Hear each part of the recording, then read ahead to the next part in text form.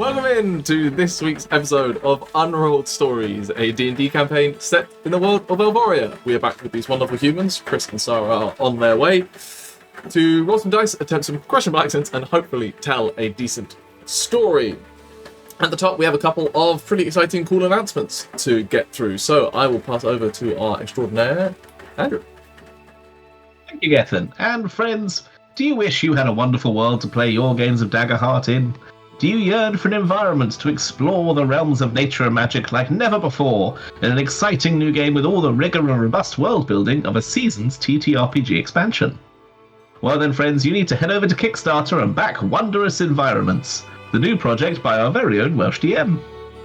This really is all you need to run expansive and exciting games of Daggerheart, with massive regions, vivid locations, and epic adversaries, all made by real people and real artists. So follow the link in the description to the Kickstarter and immerse yourself in wondrous environments. Thank you, Gethin. Yeah, at the point of recording this episode, Kickstarter goes live tomorrow, and it's taking over my brain. So we'll see how this session goes. Our other sponsor this week is Runic Press with their new Kickstarter, What's My Foundation, which is launching on September 22nd. For the record, not an actual sponsor. We're not that important. They're just good people that I've done stuff with in the past. It is a sequel to the incredible What's My Motivation. What's My Foundation takes the same deep concept of thoughtful character design and applies it to world building. Follow the story of your world from the very moment of creation of the gods and the universe to the formation of its mountains, valleys, and streams. It's an in-depth look at what goes into making a fantasy world, perfect for GMs out there regardless of systems, authors out there looking to write books, and even players who want to understand a little bit more about what goes on behind the screen. There will be a link in the description as well to take you to the Kickstarter pre-launch page, which hopefully is going live very soon. So go follow it and make sure you get notified when it does. As always, if you're looking for new dice or a new dice tray or a dice tower or a dice vault or any kind of wooden tabletop accessories for your next game of D&D, Daggerheart, or other board games and TTRPGs out there, go and check out Dakota Irish. Beautiful dice to suit all of your TTRPG and board game needs. You can get a 10% discount at checkout with the code WelshDM or by following the affiliate link in the description below. As a reminder, you can listen to the episodes of Unrolled Stories as a podcast when I remember to put them out, much to Emma's annoyance, for all of your commuting and catch-up needs. If you give the episodes a listen in the podcast form, please do give it a like, review, etc. to help other people find the podcast. I will try to get back to actually releasing it on a Wednesday. It's been a busy few weekends. And in this game, we do make use of the Reimagined Classes that are available on the DM's Guild as a bundle, allowing you to embody Balrick, Lesley, Aderyn, or Ximori at your own tables or your own chaotic variants thereof. And as always, all NPC art is provided by the wonderful Aderyn Angelini from their Art Venturing Guild, along with the character art you can see as well. And Chibi battle map art, if we get around to using it, was done by WeTheDreamingDesigns. So definitely check them out if you can and support real artists. With all of that out of the way, I think it's time to continue telling our story.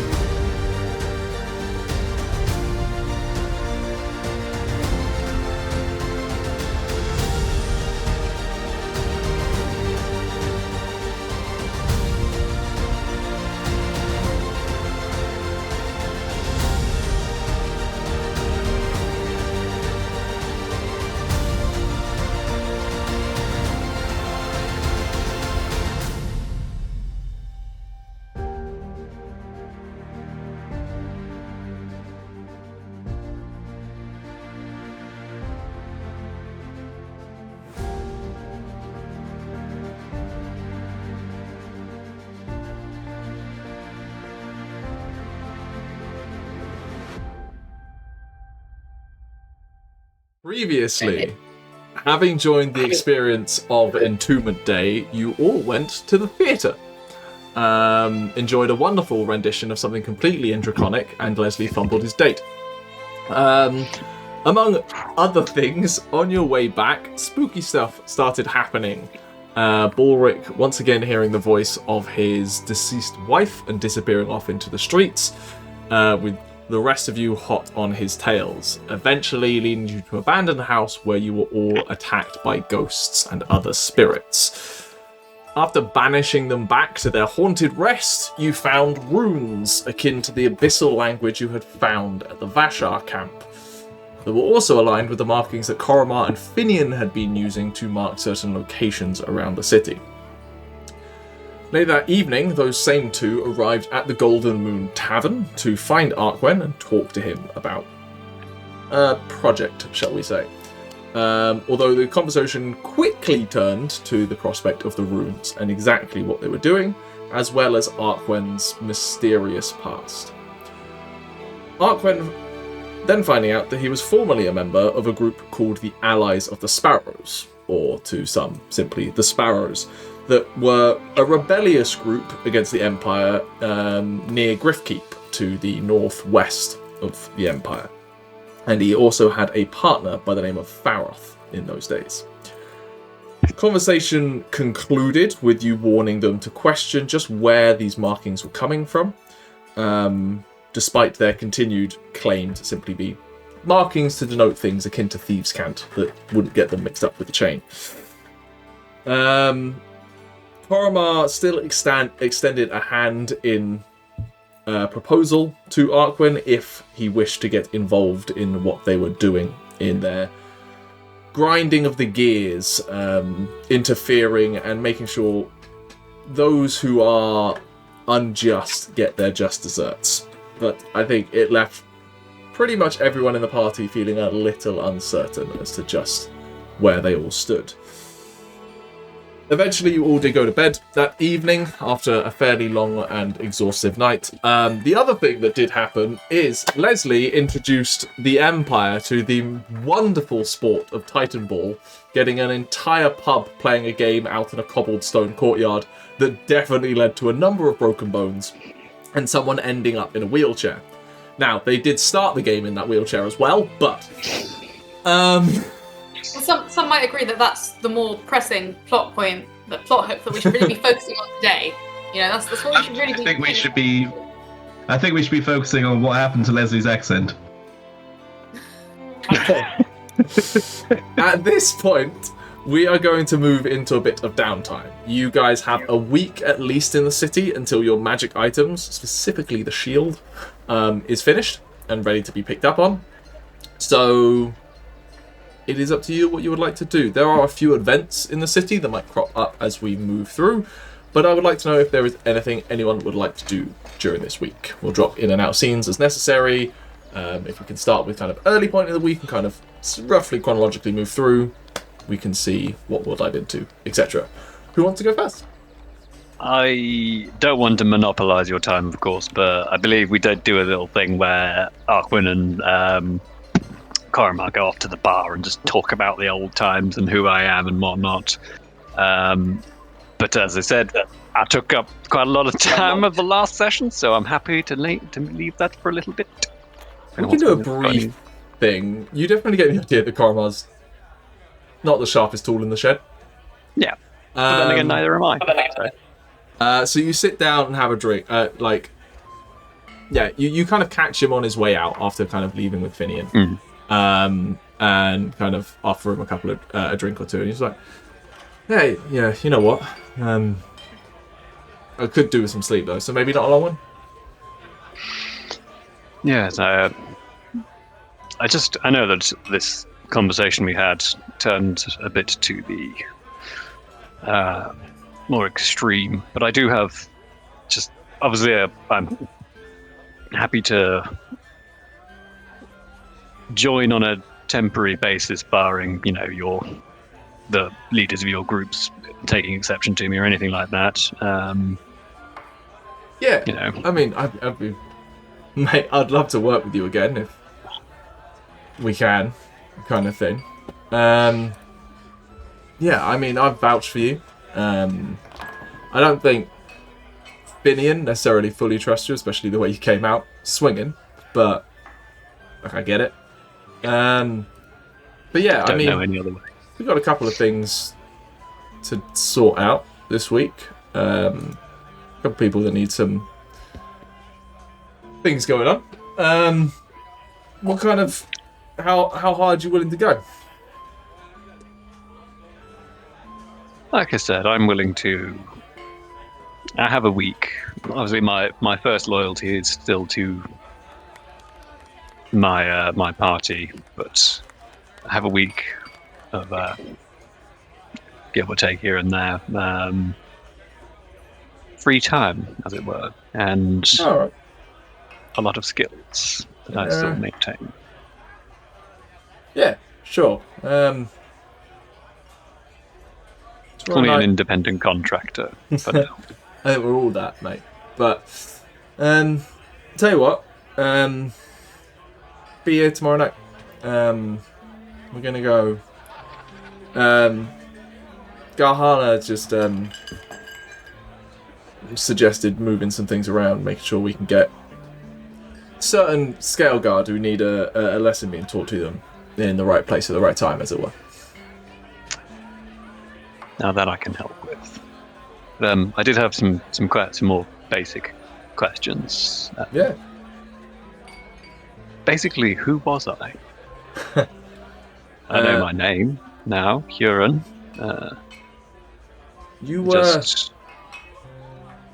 you're a charismatic lad. Let's put it that way. Convinced me and my sister to kind of join you. Convinced a number of people to join up, to be honest, and I mean, you were not subtle. Definitely ambitious in your projects. Farah tend to be the one to rein you in. I mean, not to blame you or anything, but that last mission to the Arcanum lockup was... I mean, you managed to convince us, but perhaps in hindsight wasn't the smartest idea. Bit too much attention. Yeah. So I was from, did you say Grifkeep? Yeah, well, I never knew you in the city. I kind of... Wait. Yeah, sorry. Yeah, we were from Grifkeep, mate. Up there. Did you know me growing up? Or? A little. We got to know each other a bit more kind of after. I kind of saw you around town and all that. Rough kind of area. I don't know what led to you kind of... I'm still unclear whether you spun up the Sparrows or just kind of took over it, to be honest. I didn't exactly care to question. It was just a fun time. But yeah, that's when I really got to know you. Obviously, all of this is quite an odd mixture. Do you know who my parents were?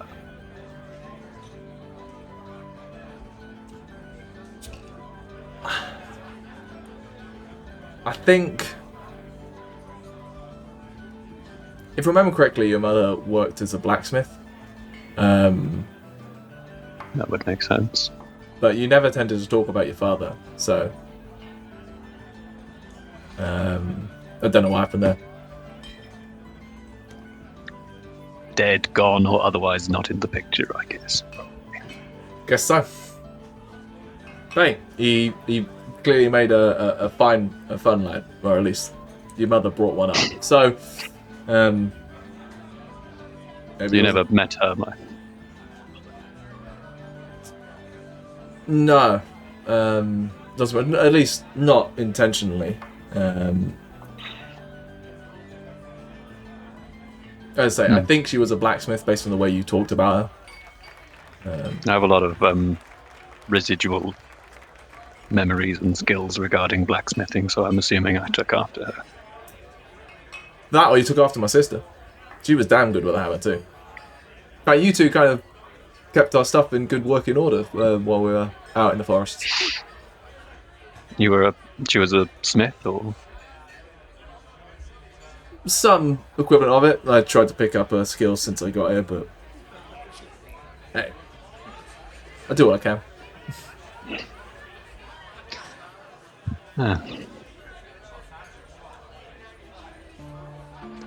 I suppose it's late. I have more questions regarding just. Hey, look, if you join us on a couple of night excursions, maybe we can talk in between. But yeah, I'm feeling a little tired, and As am I. I fought ghosts today, yeah, okay, you win. and I don't mean in a metaphorical sense. Metaphorical? Metaphorical?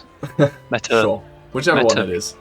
He cheers you, drinks down the remains of his tank, and heads on out of the bar. Cool. Anyone else? Can I confirm? Am I now basically in hiding? Is that what we agreed last time? Am I basically in lockdown? I tell you what.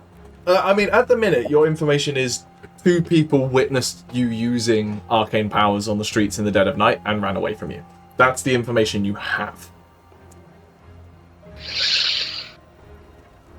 But we've dyed your hair. Yes. There was also 2 people who were in the dodgy end of town in some abandoned houses that were abandoned because of a magical Might take some time. cold. Yeah. Can I ask Lesley to deliver a message for me? I'm gonna be like, Lesley, I obviously have to, I can't leave unless I really have to. I have to, stay low for these days. That's fine. But I really need to meet up with the priest. You know him, right? Well, one second. When did this happen? Who agreed that this was your colour? Blue is not your colour. What do you mean it's not my color? I think I did a very good job. Blue? Well, the I job's thought it was better. I thought it would be better than red. yeah, that's Ximori's colour. You can't be red. Yeah. Well, I couldn't be green. Green is ugly. I think you could pull off a green. But we already have a green in our party as well. I don't know. I didn't do. I'm going to bed. I didn't realise you were a bigot, Aderyn. I think you could do a nice chocolate brunette, Brunette. I don't have brown in my kit. Or blonde. Oh, brown. You got blue, but not brown. I don't have any of the natural hair colours. They were boring. Well, so you want a priest to have a message? Wants a priest to have Yes, you know something. her friend. I'll have to check my ledger, but yes. Let's say I know your friend. He needs my help because I'm the expert on all things dragon, according to me. That is the lie you told him, yes. And my draconic has actually improved a lot, so I can trick him a lot better. Not that I'm trying to trick him, but like. Okay, you still need But to remember. no good relationship starts on a lie, Aderyn. That's all I'm saying. And Just the have- draconic just have- I'm speaking is still the old draconic. You keep getting the words mixed up. Just have Balrick there, and Balrick can go, "Oh, Aderyn, didn't you tell me about like dragon fact?" That's a good idea. That's a good idea. Yes. You're right. I did tell 'cause you I'm about great. I'm great at lying. That's one thing I'm really known for is my deception and my charisma. that. All right. Look, watch this. Watch this. Balrick. Is this blue? No. Balrick. Yeah. Does this colour suit Aderyn? Balrick walks away. So Balrick whisper something dragon fact to me, and then I'll say to the priest, "Is oh, Aderyn told me about this thing that dragons do." You just have it in your head. Balrick is not an expert on dragons, he just has one. Oh, okay. Well, I want to, yeah, this has been running. None of you are experts on dragons. That's half the problem. Yeah. I'm part one. No, you're part Dragonborn. That's not the same thing. It is, but, you know, it's like third cousin 14 times removed. Do you speak Draconic, Arquen? Huh? Do you speak Draconic? In fluent Draconic, of course. He's like, yes, of course I do. I'm half dragon. I grew up in the Empire. Apparently. Nothing. To yourself. Sorry? What did you say?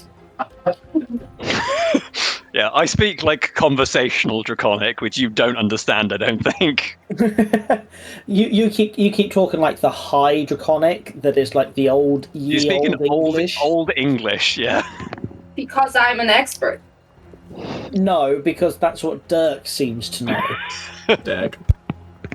Right, well, I need either Arquen or Balrick. You need to help me. Tauri, I don't want your help because you're also a girl and you're pretty, and I want the priest to look at me. Balrick has walked away. Rather than answer any question where I have to lie and potentially insult someone, if its choice is lie or insult someone, it's or run away. Leave. Fine. Well, Arquen, you're nice. Your answer is yes.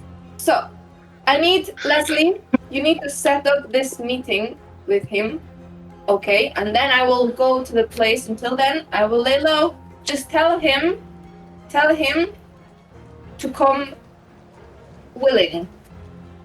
Tell him to willingly come. Come willingly. For his eye, you know? I want to test. Don't get it in your eye. I want to test his eye. So, you want me? Sing. There's no vow of celibacy on this church. So you set up a meeting with him. I need to test his eye, and I need to talk about the royal family because there is some very weird things happening. You'll have to be during like the late afternoon because I've agreed to be a secret agent at night. Oh, look at you, Mr. Popular. Because I have more than friends in this room. How dare you? I've got friends. Probably. I probably don't have other friends. And I think Lesley made a lot of friends last night. So Lesley has written down some things. Okay. Do you actually think my blue hair looks ugly? I never said ugly. It's not the colour I'd have picked for you. You can pull it off. It looks better on you than it would have done on Ximori. Well, the only other color I can think of is my natural color. You know, my natural hair is actually black. Leslie's never felt so betrayed.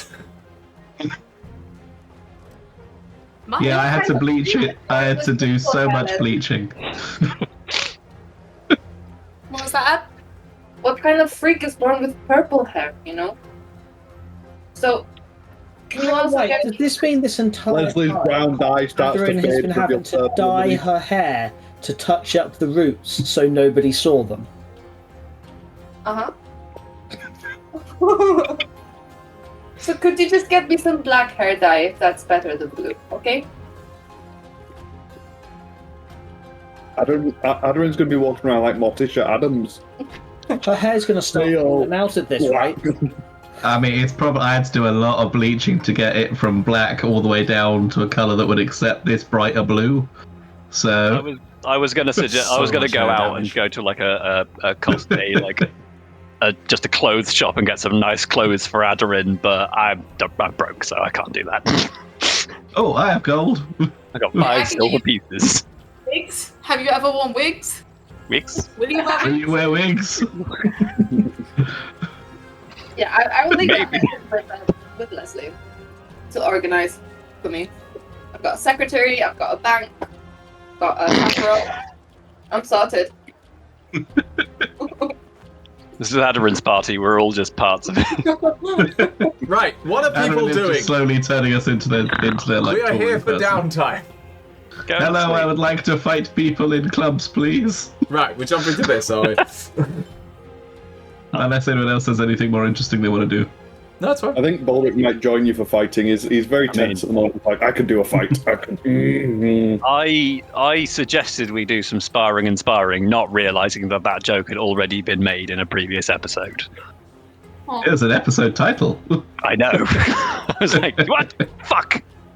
Yeah, sorry, they all went to a spa after going into the sewers. Okay, those who are looking for fight rings, please make me investigation checks. I will give Ximori an advantage for your previous use of I know a guy. Yeah. How is investigation intelligence? Arquen, no one's talking to you. You seem like a cop.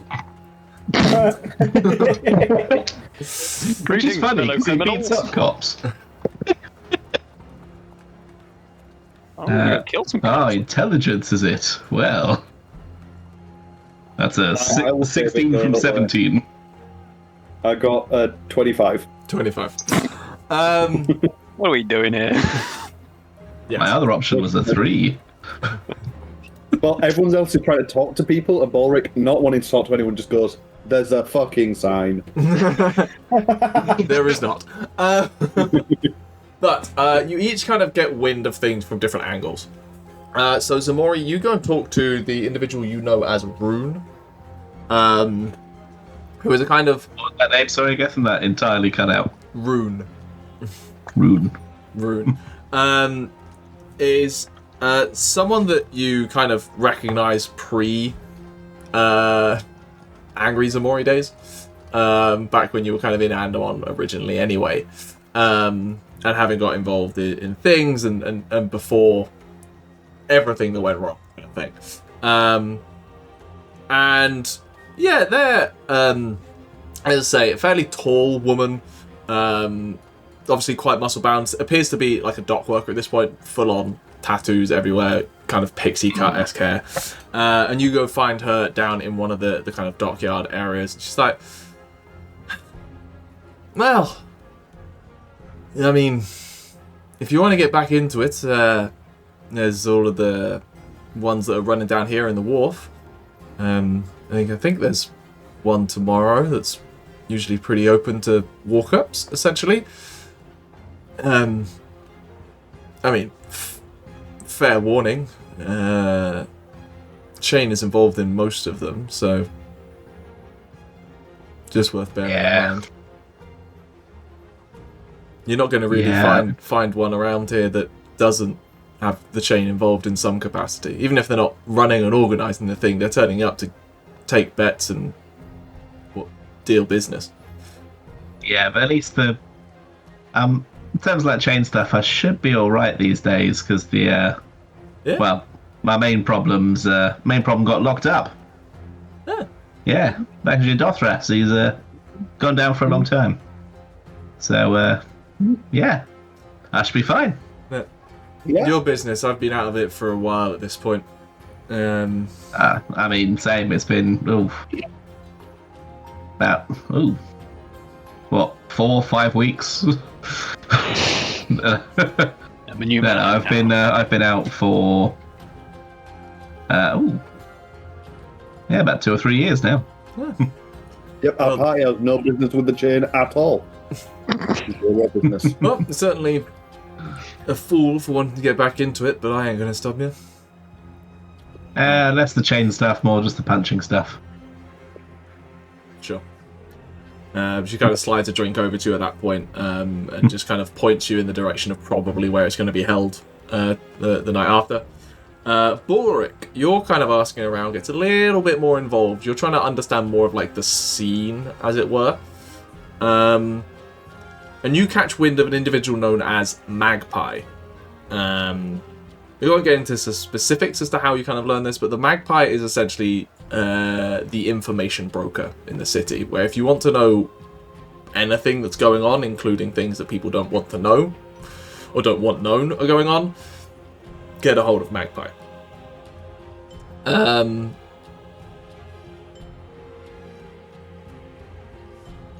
I mean, it's up to you at this point. With a 25, you can very easily get in contact with Magpie.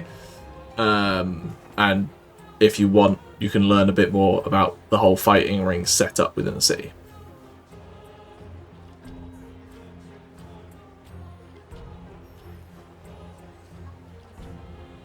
If I'd gone around town alone,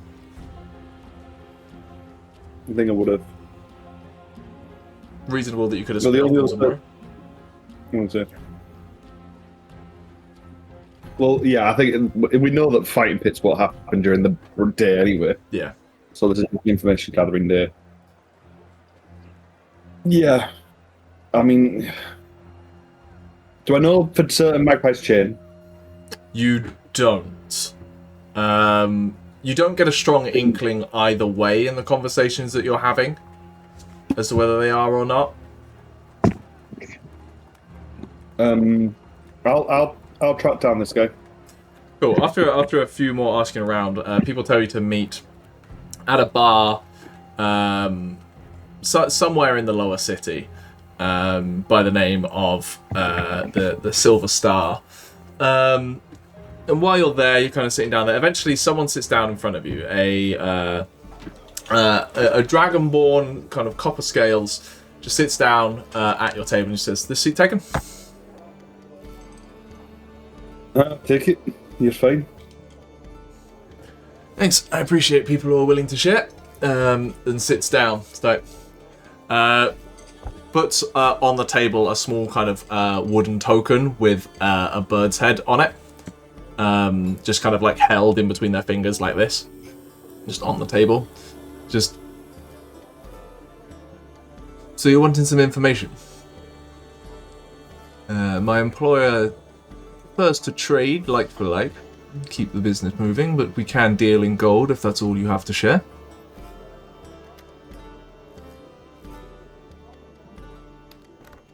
Gold is preferable. Shame. You are an intriguing individual. I mean, look at me. Most of my information's from about 1,000 miles north. A lot of people asking about you. What are they? That's not my business. I'm simply here to deal in the discussion that we're having. So, you are seeking information on fighting pits and rings within the city. A lot of steam to blow off. Understandable. Well, payment up front. 15 gold. Got that. Is that just for the information, or is that entry? That's just for the information. I don't. We have nothing to do with running these places. So, 15 gold. Yeah, chump change. That's all. Damned. Appreciate your generosity. It's alright. It's Aderyn's money. Well, we've heard around. We understand that around town, pretty much the entire network of pit fighting arrangements is operated in no small part by the chain, largely to facilitate their own organised dealings.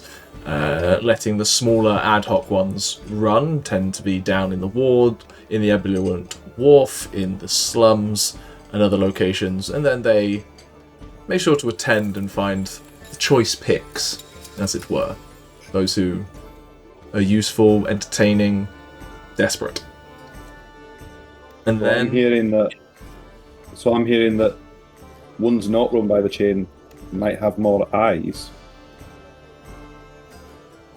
It's possible. But the ones run by the chain do tend to be the premier events, where most of the money is flowing, both to winners and gamblers. You've made an interesting impression so far, so we hear there is a fight happening near the end of this week. They are simply currently scouting dockyard fights in the next 2 days for some additional fighters. Don't know what the prize money is yet. They seem to be keeping that to themselves.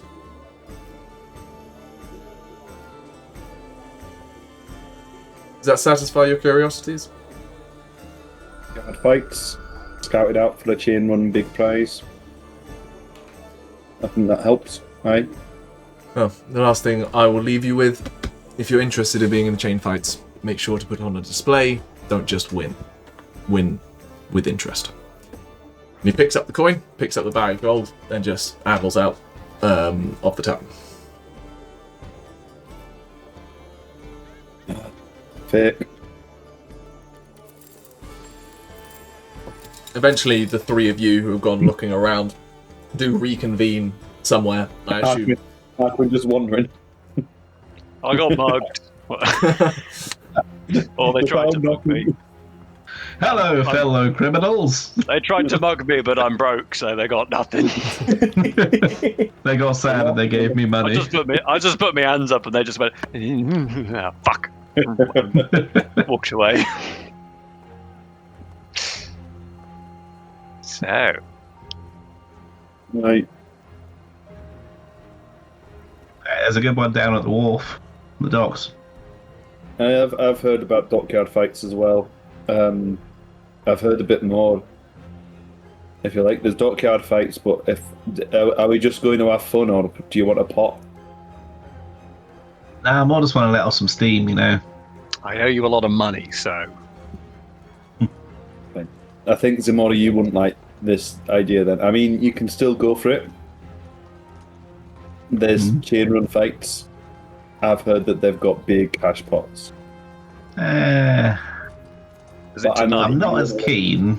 I've got plans tonight, unfortunately. Well, I've got to meet someone at least. Oh, this isn't tonight. This is there's dockyard fights over the next few days, and then at the end of the week, apparently, there's a big prize fight. If we make an impression at the dockyard fight, they might invite us. But obviously, Ximori, you might want to keep more of a low profile. I mean, they've already spotted me around town. They'll know I'm here. You know, they know. I don't think I'm as big on the idea of the train. I mean, it's less of a concern these days, but I'd rather steer clear of them if I can. You know. But we can do the dockyard fights in a bit, and then if Arquen or me get invited to the big prize pot, you don't have to come. Yeah, I'll just tell them I'm not interested if they try to talk to me. Hey. Yeah. And besides, we can get you dressed up. You won't be recognisable. We need to put you in a costume. Oh. Oh my god, let's get him a luchador mask. You do have gimp masks that you picked up in. You can be the great battling gimp. I'll remind you, Balrick, that in these fights we may come up against each other, and I will make it hurt if you make me be a gimp. Maybe they'll do team fights. I'd like a team fight. I'd like to fight alongside you. I do not want to come against you. Yeah. Okay. All right. Yeah. Well, maybe not as a gimp. We will jump forward to you guys heading down to the Abulian Wharf later that evening, or not this evening. Is anyone else going to do stuff today? Does Ximori or anyone mention that you were going to fight by the chain? Oh yeah, we're not going to a fight by the chain. No. This is going to a separate one. We'll tell you. I imagine that we tell you we're going to dock fights. Like, we'll just go, like, tomorrow night we're just going to go down and we're going to, like, beat the crap out of some random people just because we're all a bit tense, Can I go talk to Balrick? Right. Your microphone is still a bit Chris biased at the moment. that's just because Chris is louder. So far on the other side of the table. So. Hi guys, welcome to my YouTube channel. Hello. Today's unboxing will be.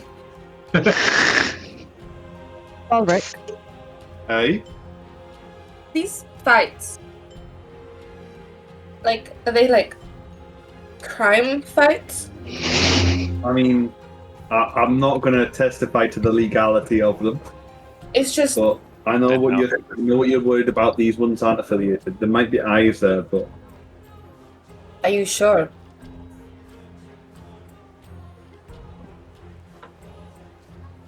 I know what you're worried about.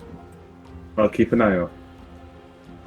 Alright, it's just you know that he's still out there. I know. But I know what he looks like. You better keep an eye out, because Ximori doesn't know, so he's not, protected against it. This is just small. The chances are tiny. Okay, just for once, I'm the one saying be careful. I know. You're right. I'm not being responsible right now, but it's been a rough few days, I'll be honest. And, all of us need to let off some steam. If Ximori, I don't know how it really works, but I imagine if Ximori doesn't let off some steam in this week, it might snap. Although, I suppose they're looking quite chill at the moment. They might be doing nice in the city, yeah. Have to eat a ghost. Oh, night. What about you, Alright. Lesley? I think while you guys are doing this, Lesley will go and see the priest. But let it be known that Lesley is always down for a fight. Except for tonight, he's a little bit hungover. Not tonight. Not. Cool. You head over to, the only place that you knew where Cyric would have been is the Jade Basilica itself. So you head to literally the most reverent place, second most reverent place in the Empire to find a date for your friend.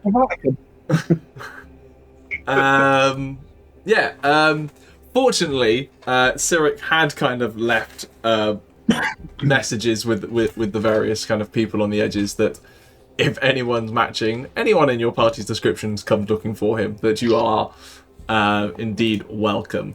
So you are shown to a small kind of room elsewhere and wait for a little bit before Cyric comes bustling in his kind of black with jade stitching attire, nice high collar.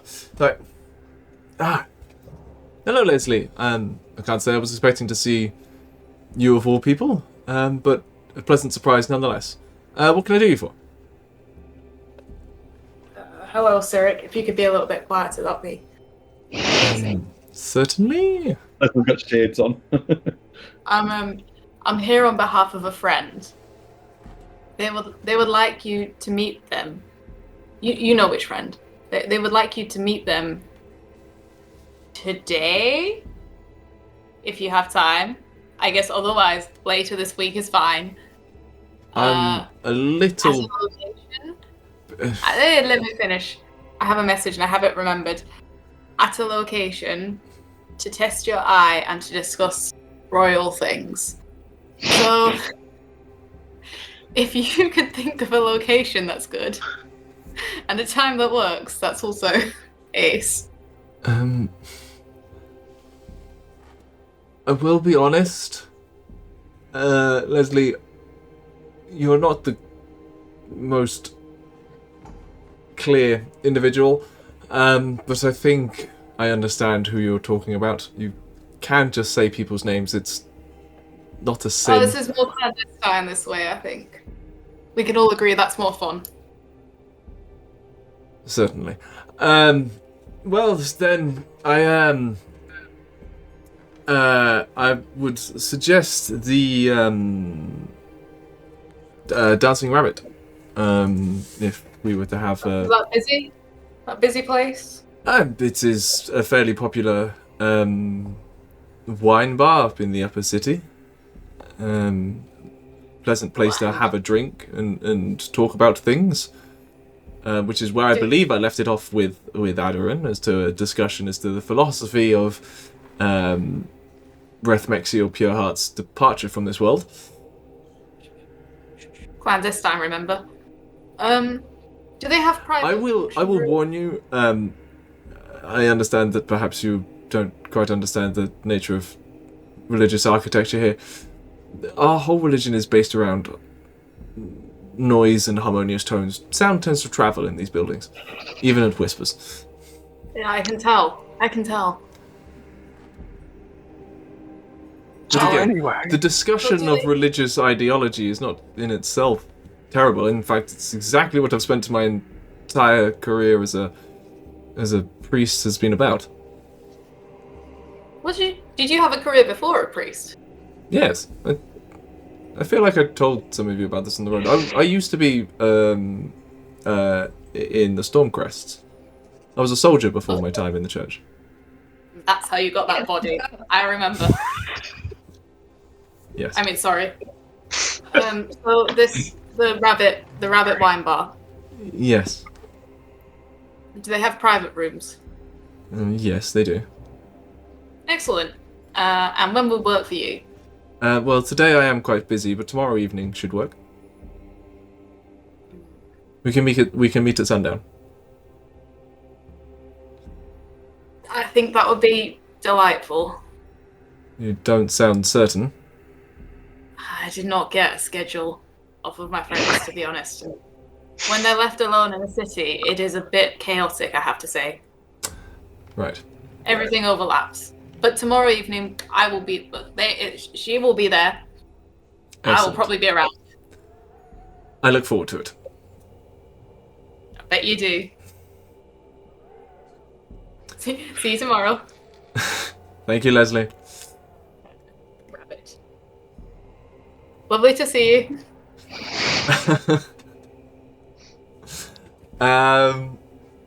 Is there anything else people would like to do before we jump to the evenings where on one side of the city is Lesley third-wheeling a date between a sorceress and a priest, and on the other side of the city is three of you punching each other in the face at Fight Club? I've got a meeting tonight. Yes. What sensible things are Tauri doing during this time? Tauri would have been trying to find a... She'd have gone back to the university. Sure.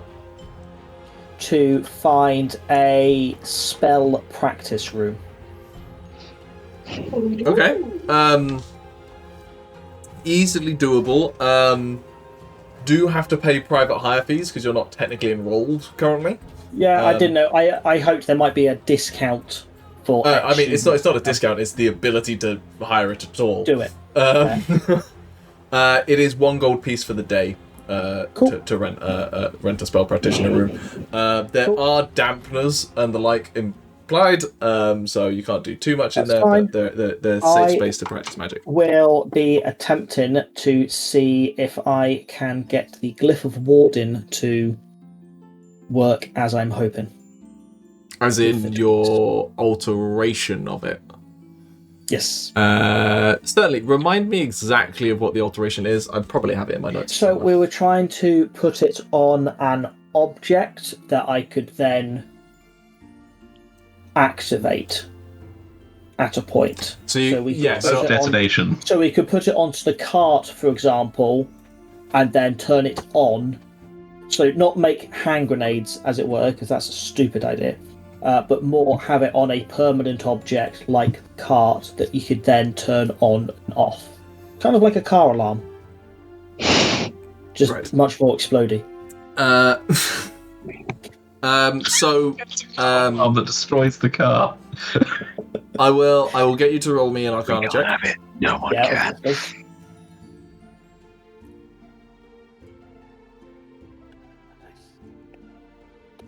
A natural 20 for 25. Did you roll twice then? No, I rolled once. It hit one of the other dice and then landed. You make decent progress, but the problem you come across as you're moving through it is the more you move, the problem with the glyph of warding generally is the act of moving it unbinds the magic, right? It becomes a fixed point in the magical structure of the world and of the universe, and therefore by moving it loses its control, it contain, and essentially spills out. So the thing you are fundamentally wrestling with is the further it moves and the faster it moves, even if you're applying rune logic on top of it to control that and try and keep it contained, the faster and further it moves from the point of its origin, it is going, like, the more stress it gets put under, essentially. Right? So at the minute, you are questioning whether it's possible to make it an infinitely movable thing. Okay, that's the problem you're coming to. Like, short range movement, possibly. But there's a reason that stuff like the symbol spell at a much higher level exists that can be moved, right? Because that is, it has more of a structure on placed on it, right?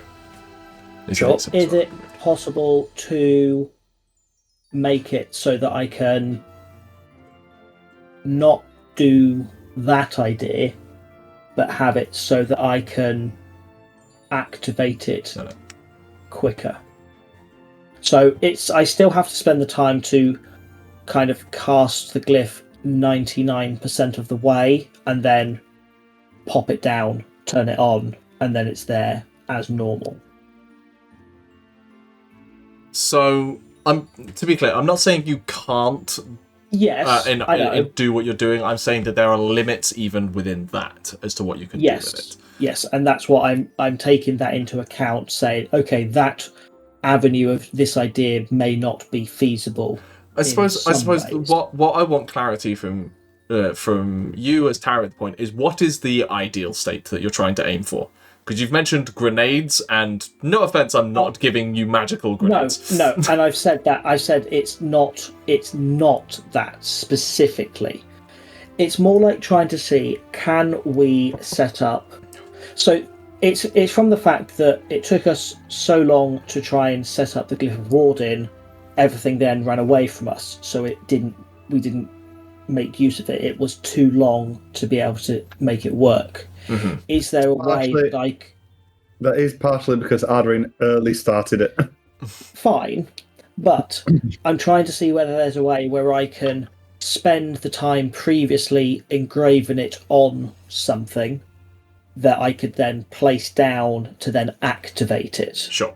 I think with a 25, what you're kind of getting is that the time to cast a glyph of warding is required regardless, because you have to spend that time making sure that you're precise with the positions and everything like that.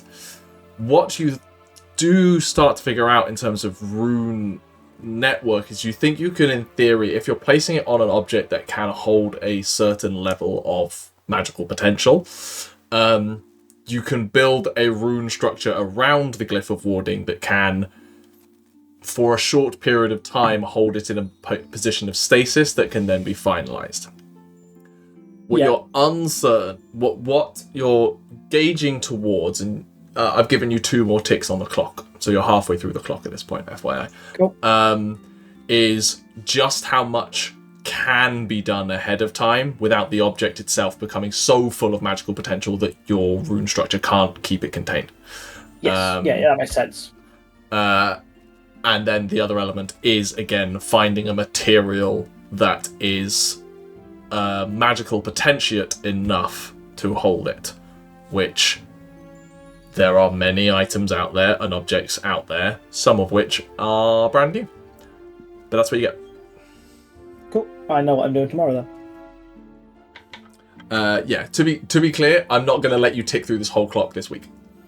I didn't expect to. I expected then next one would be finding materials, which will be really easy, and then I'll have to spend time later working out which material will work best to then do further experiments. The fact that I've got 2 ticks is what I kind of expected for the week. I just don't want you to see 7 days. I could do this 7 times. No, I'm not expecting that. Cool. Move there quickly. Okay, so with all of that, what I will ask is for Lesley and Arquen, who are the individuals who are walking through town, either not doing very well at looking for the thing they're looking for, but people of the people, shall we say, to make me either perception or insight checks. Perception.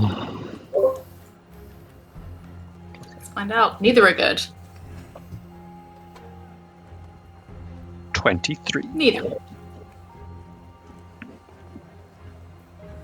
12. 12. With a 12, Lesley, every so often you pick up conversations of people talking about the ghosts. Like, it does seem to not just be a rare thing that's affected just Balrick. Like, there's a number of people that are saying they've had sights of these kind of spectres or visions of lost ones in the night, that kind of thing that you're picking up. Arquen, you kind of pick up on this stuff too. Yeah. Hmm. Emma? I just forgot that when I saw everybody, Lesley wanted to say, "You look like you've seen a ghost." I'll cut it. You say that. You say that to me now. I like just like, oh, he's in the ghost. Fuck. Lesley comes in the day after, like, I've got one. Fucking what? Arquen, what did you roll again? 20 something? 23. 23. Yeah, you kind of pick up on this ghost thing as well. But you also pick up there is a rapidly spreading story in like the taverns that you go to and the like about in response to these ghosts that there is an ethereal sorceress of some kind on the streets that is fighting the ghosts that are spreading. Okay. And there just seems to be this quiet, like, folk tale building, very rapidly spinning out of control. As a man of the people, being a folk hero, I am absolutely feeding this. I would like you to also roll me an insight check as you do that. Alright. That was a natural 20. Cool. Your memories 22. of the Empire and everything are still kind of fractured, but something does come through to you in that moment of... One, great, because this story is kind of muddied already, which means the exact description of Aderyn is completely lost in this river of gossip at this point. I'm also attempting to obfuscate that. Yeah. However, this rapidly spreading story will 100% draw the attention of the castigators. There is a folk tale of a sorceress walking around the city. I would like, in my efforts, to attempt to morph the story to draw attention away from the idea of being a sorceress of some kind, like some, change it to some sort of like powerful and ancient wizard. That's better. Cleric? Or some sort of... Or some kind of... Yeah, actually, I'll try and... As much as I would love it's the ghosts of Brethmexiel. As much as I would love to build up the story of the ethereal sorceress, I'll try and like change it towards more of like... Scion of Brethmexiel himself. Returns to protect the city. Holy, but like maybe trying to make it a little bit like, this like crusade's bad. The like. Wow, you are trying to do a lot with this. You're trying to inflame. You're trying to inflame and amuse, change to a sorceress to a cleric, and anti-war propaganda at the same time. I am attempting to basically I'm starting more rumors, because then they'll snowball into other rumors, and then from that point on the castigators are looking for not one needle in a haystack, they're looking for a specific needle in specific haystack. I respect the hustle. You are one man in a city the size of London. Yes, but I am devastatingly charismatic. Yeah, I don't care. Be specific. This is the rumors that you've heard. What are you trying to accomplish? Trying to spin anti-war propaganda when the heir 2 days ago said he is sending 2 of the standing 3 regiments to join the crusade. Yeah. is that's probably the definition pissing of in an the wind. impossible task. That's pissing in the wind, I think. I Yeah. think I'll just try and obfuscate the identity of the sorcerer. That seems reasonable. Do make me. This will be a deception check though, because you are still That's lying. fine. But deception check. Advantage for folk hero? No. Fine, wonderful. That's still good. That's it's a 5. There's in 15. A reminder that you do have 19 total. inspiration potentially. I do. Do you want to use it? Nah, 19. 19. 19. You're very confident that you're essentially, among various bars, managed to completely change what outfit she was wearing, the colour scheme, the hair, the nature of the magic, all of that. I go back and she's changed into exactly what I've said that she wasn't wearing. It is. What you do very cleverly on each of these is you always include one element of fact in each story. So, in one element, it's she is wearing purple, but she's actually in, a pantsuit. In another story, she's wearing ghostly grey, but is in the full ball gown dress, right? That's the kind of way that you go about it. The thing that you think doesn't take, because people have grasped onto the sorceress concept, is the shift purely over to divinity.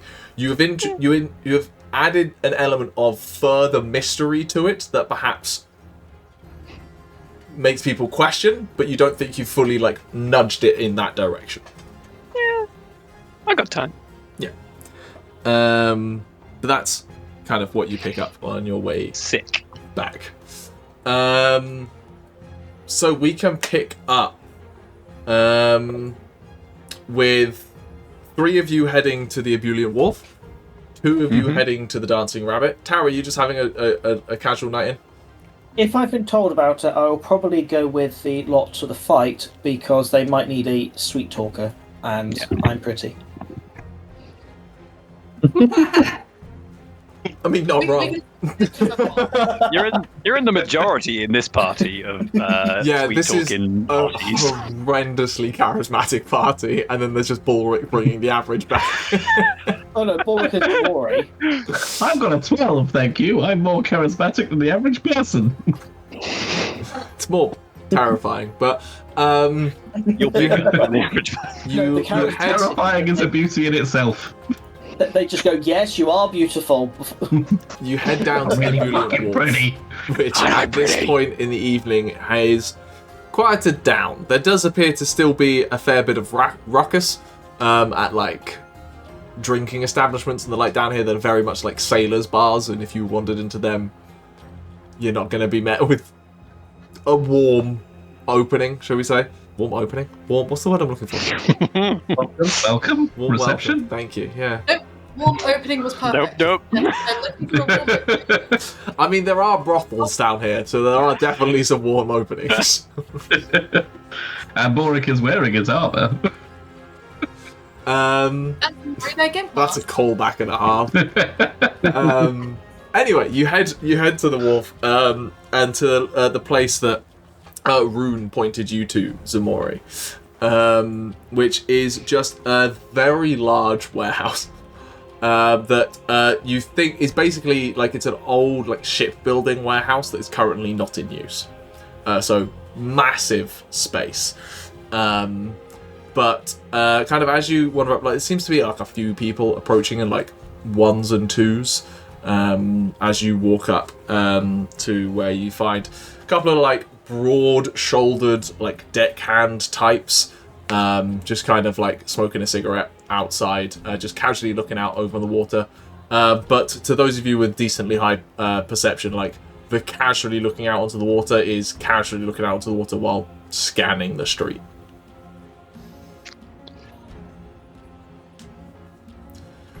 What ho, fellow criminals! Shut up. Elbow Arquen hard in the ribs. I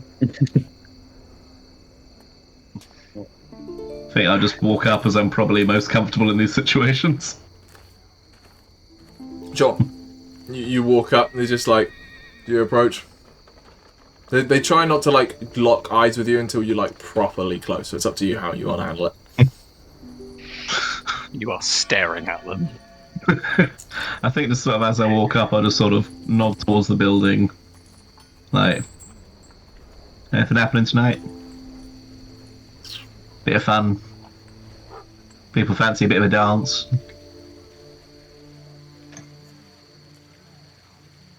Where are you from, mate? Bracklin. Don't get many of your types up here. Ah, well, you know. Big city. Like to make a trip occasionally, you know?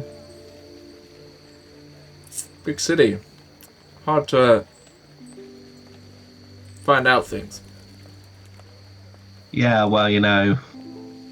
When you're a friend of runes, things get a little bit easier, don't they? Roll me a persuasion check. I'll give you advantage. I With the name drop. I was going to say I'll give the help action if that's all right. All right, I'm so I'll from give Ripkeep, not that anyone cares. Smile behind and give disadvantage. So 15.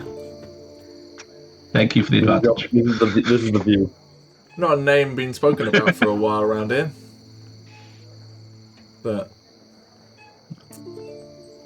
she's an alright one. All three of you looking for a dance? Yeah. My tango is excellent. Alright. Let yourself known to fan when you enter in there. Yes, I don't think they believe the person dressed up in bard-ish costumes is going to fight. Looks can be deceiving. They can be, but not in this case. She got her leather jacket with the scales on the shoulders on. He's Lesley there trying to squeeze through like these big buff men's arms like, I'm gonna fight too. Is Lesley there? No, Leslie's with Aderyn. Third Alright. reading. Well, the three of you let yourselves known to fan when you get in. Sign up. They'll sort you out. And you, lass? Monitor. I'm here as a more like their manager. There's a novel one. Yeah, well, they need a lot of managing sometimes just to get them in the right place at the right time. Alright. Just...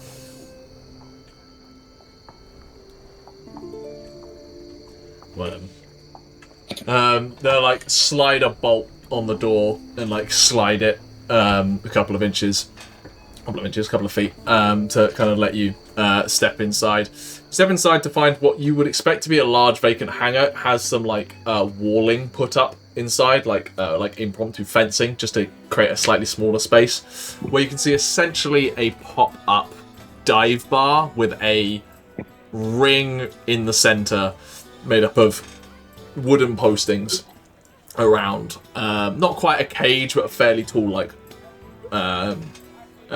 spiked wall in the center. Yeah, let's go with a hexagon one.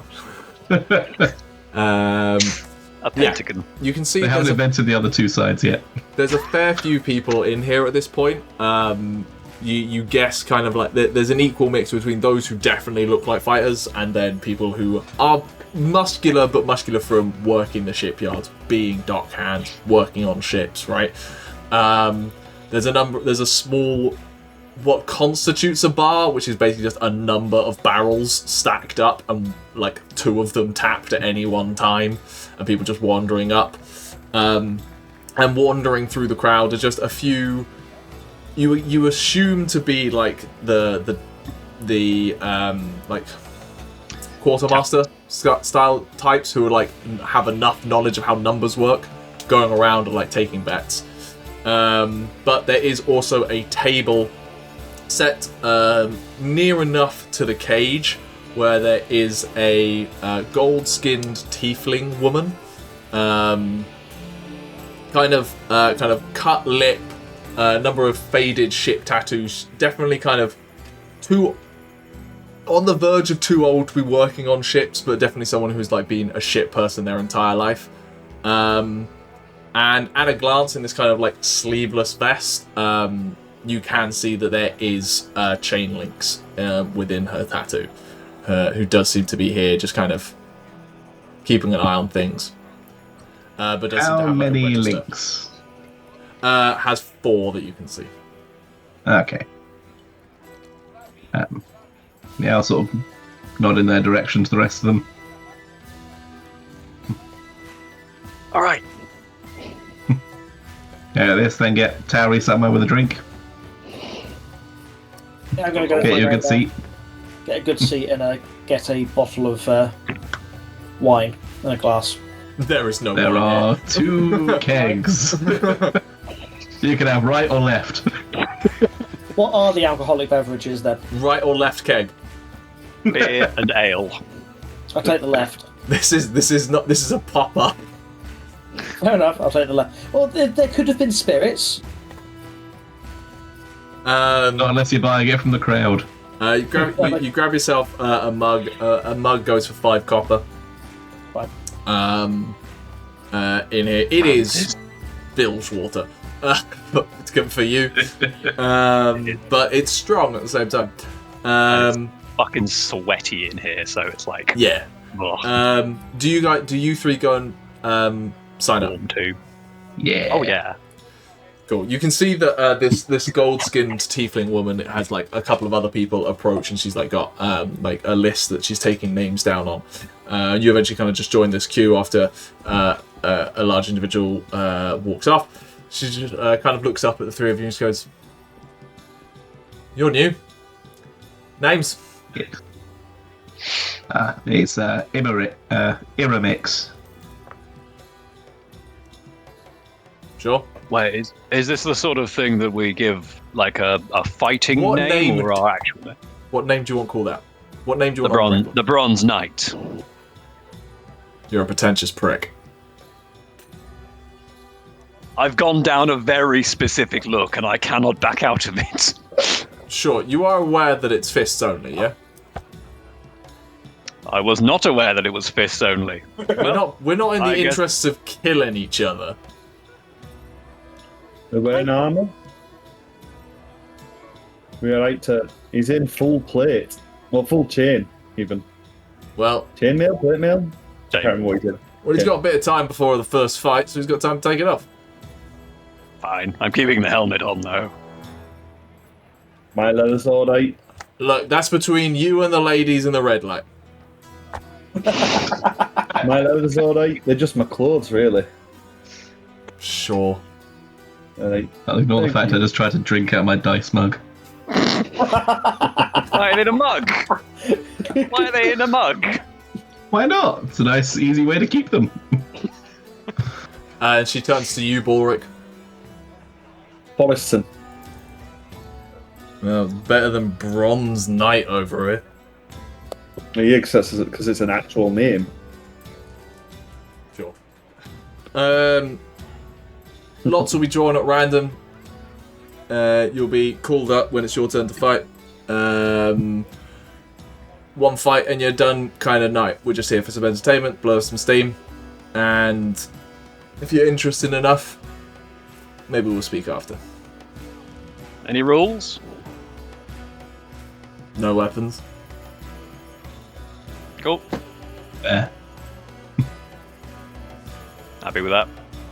Wonderful. Grab yourselves a drink. You'll probably want it to numb the pain.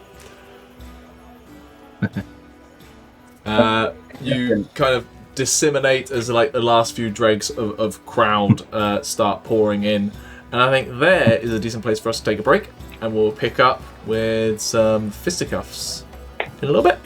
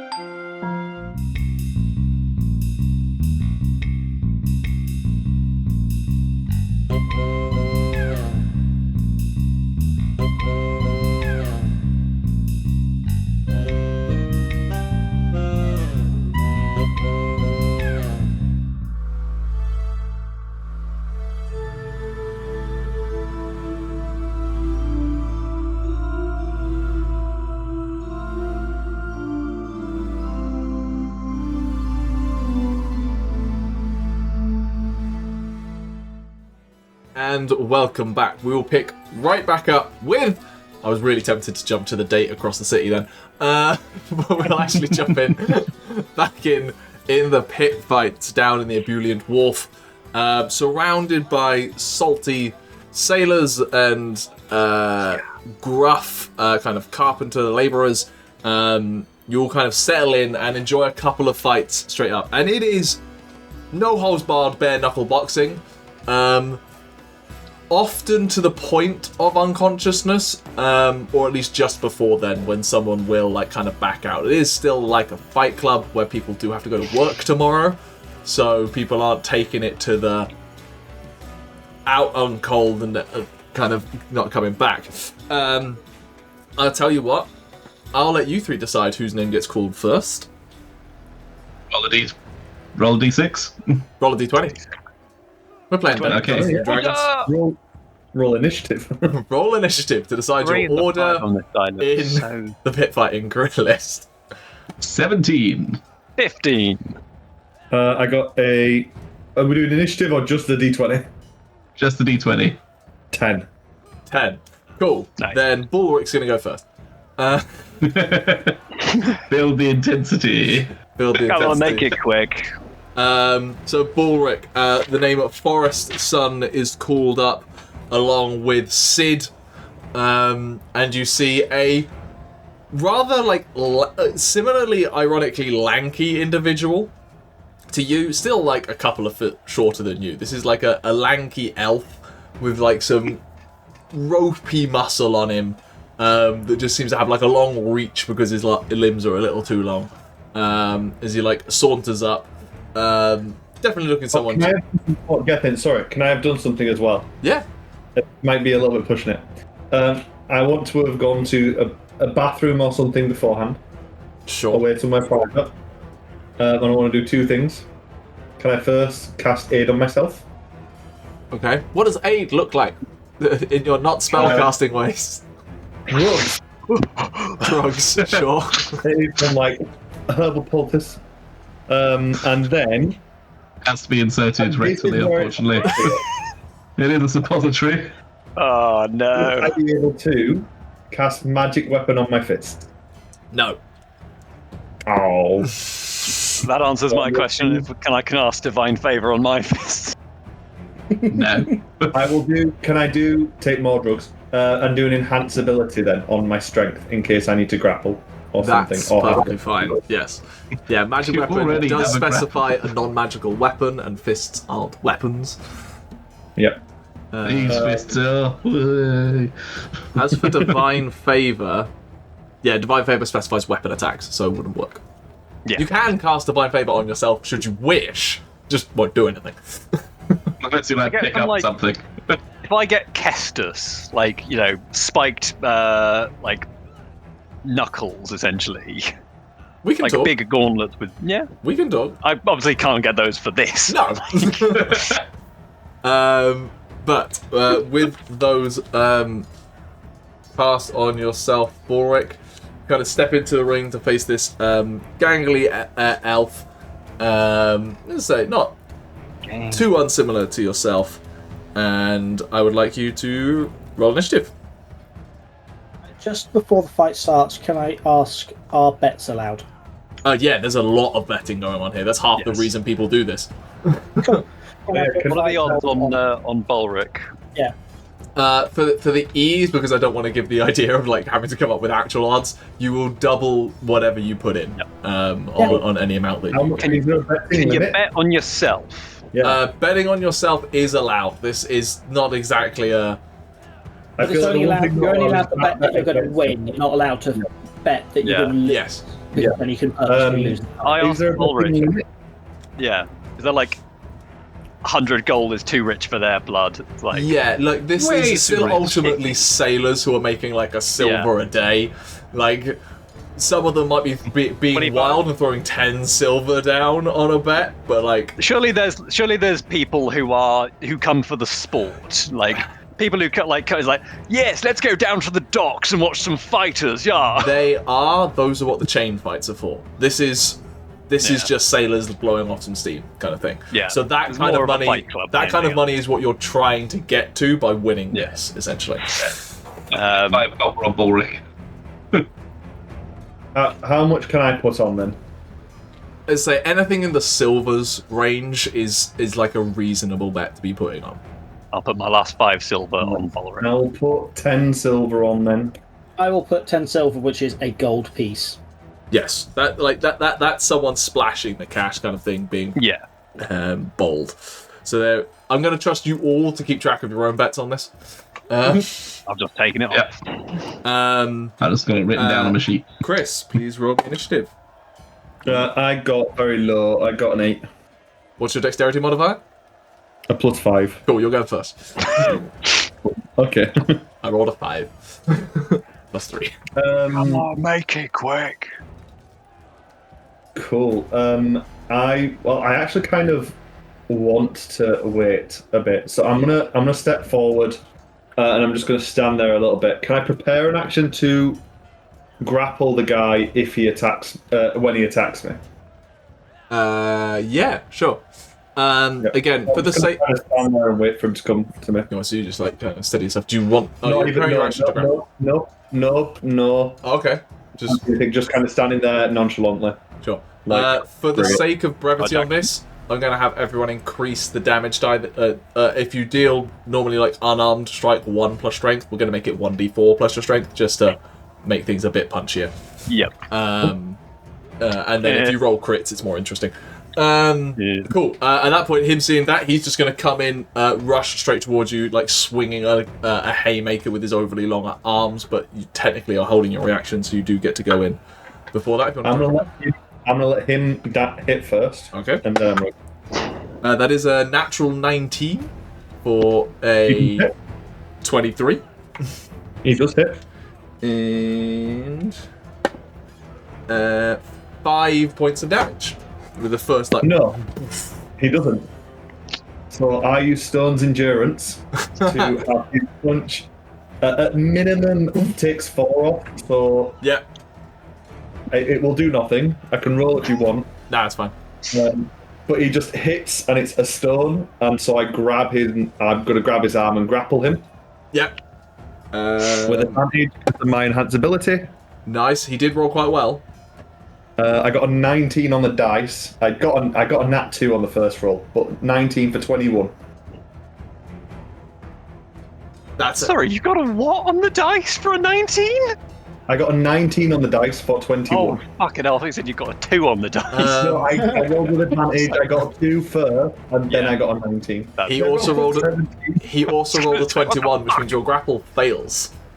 17 plus 4. So like and like he sees you go for it and just like instinctively pulls the hand back, at which point he is going to swing around with his other fist, making a second attack.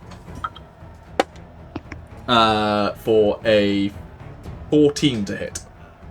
Does not hit. That one I am just going to like duck to the side and then out it. Your turn. So that one, as I try to grab and dodge, he's going to whiff. I'm going to duck to the side and I am going to do a jab to the rib. Balrick does have a second attack as part of his reaction. It also means he wouldn't have been able to use Stone's Endurance because he'd already used his reaction to hold his attack. Good point. So. Move on. Nat 20. Nat 20! Hey! 2d4. 2 and a 4, so that's 6 plus 2, 8. So I mean, Ximori's just going to punch that in one go anyway. Yeah, you fully like connect through. You feel like a couple ribs break underneath the punch. And then can I try... No, there's no point in doing that. Not really. I was going to try and shove him to the ground. Yeah, do it. Wrestle him. I'm going to punch him in the rib, and then I'm going to grab... and then I'm going to put a leg behind his legs and try and trip him up. Ooh. Nope. 17 or... a nat 1. So 17. 9. Plus 2, 19. Oh, 1 minute. Sorry. The grapple wouldn't have worked anyway. But it shouldn't have been a 21. It should have been a 24. Are you? This is at the level 9 proficient. Yeah, fair enough. But yeah, this one... I didn't have my reaction, but this is now a 22. Sweep the leg. Oof! It slams back down on the floor, like clutching his ribs, scrabbling to try and get back up. It's his turn. Balrick stomp. For the sake of this, he's going to try and stand up. I'll say you can use your reaction to take an attack of opportunity as he tries to stand up in this instance. You cut off completely there. I think I get the job. You can use your reaction. On 0. You can attempt to grapple him as that reaction, yeah? Attempt to pin him down. Yep. Yeah, if he's grappled, then he can't get up. Zero movement speed. Only a 15. Natural 20. So he sees you coming to do that and like rolls out the way and uses that momentum to get back on his feet, and then he's going to try and drive an elbow down on the back of your neck after you went down to try and pin him down. Doesn't have advantage, just flavoured, but that won't hit with a 13. Shoulder gets in the way. Block it off. Knock it down, and then he's just going to try and like kick you in the thigh for an 18 to hit. 18 does hit. For 5 points of bludgeoning damage. That's my aid, so that is. Dead leg. Back to you. Yeah, so he's like kicked you in the leg. You feel like that bruise. You got a slight hobble as you kind of come back round. No, that was my aid health, so that literally just didn't matter. I'm like, no, fine. Stand up. I'm going to. I want him on the floor. I'm going to try and do it. I'm going to try and pin him and grapple him. So first attack is going to be I'm just going to try and lift him and slam him down with my, I can lift half a ton casually, so. 9 to beat. He's used to having the longest arms out of anyone, but then he's fighting a fucking 7-foot tall Goliath. Yeah, exactly. Balrick's arms are like 3 foot long. 7.5, bit over 7.5.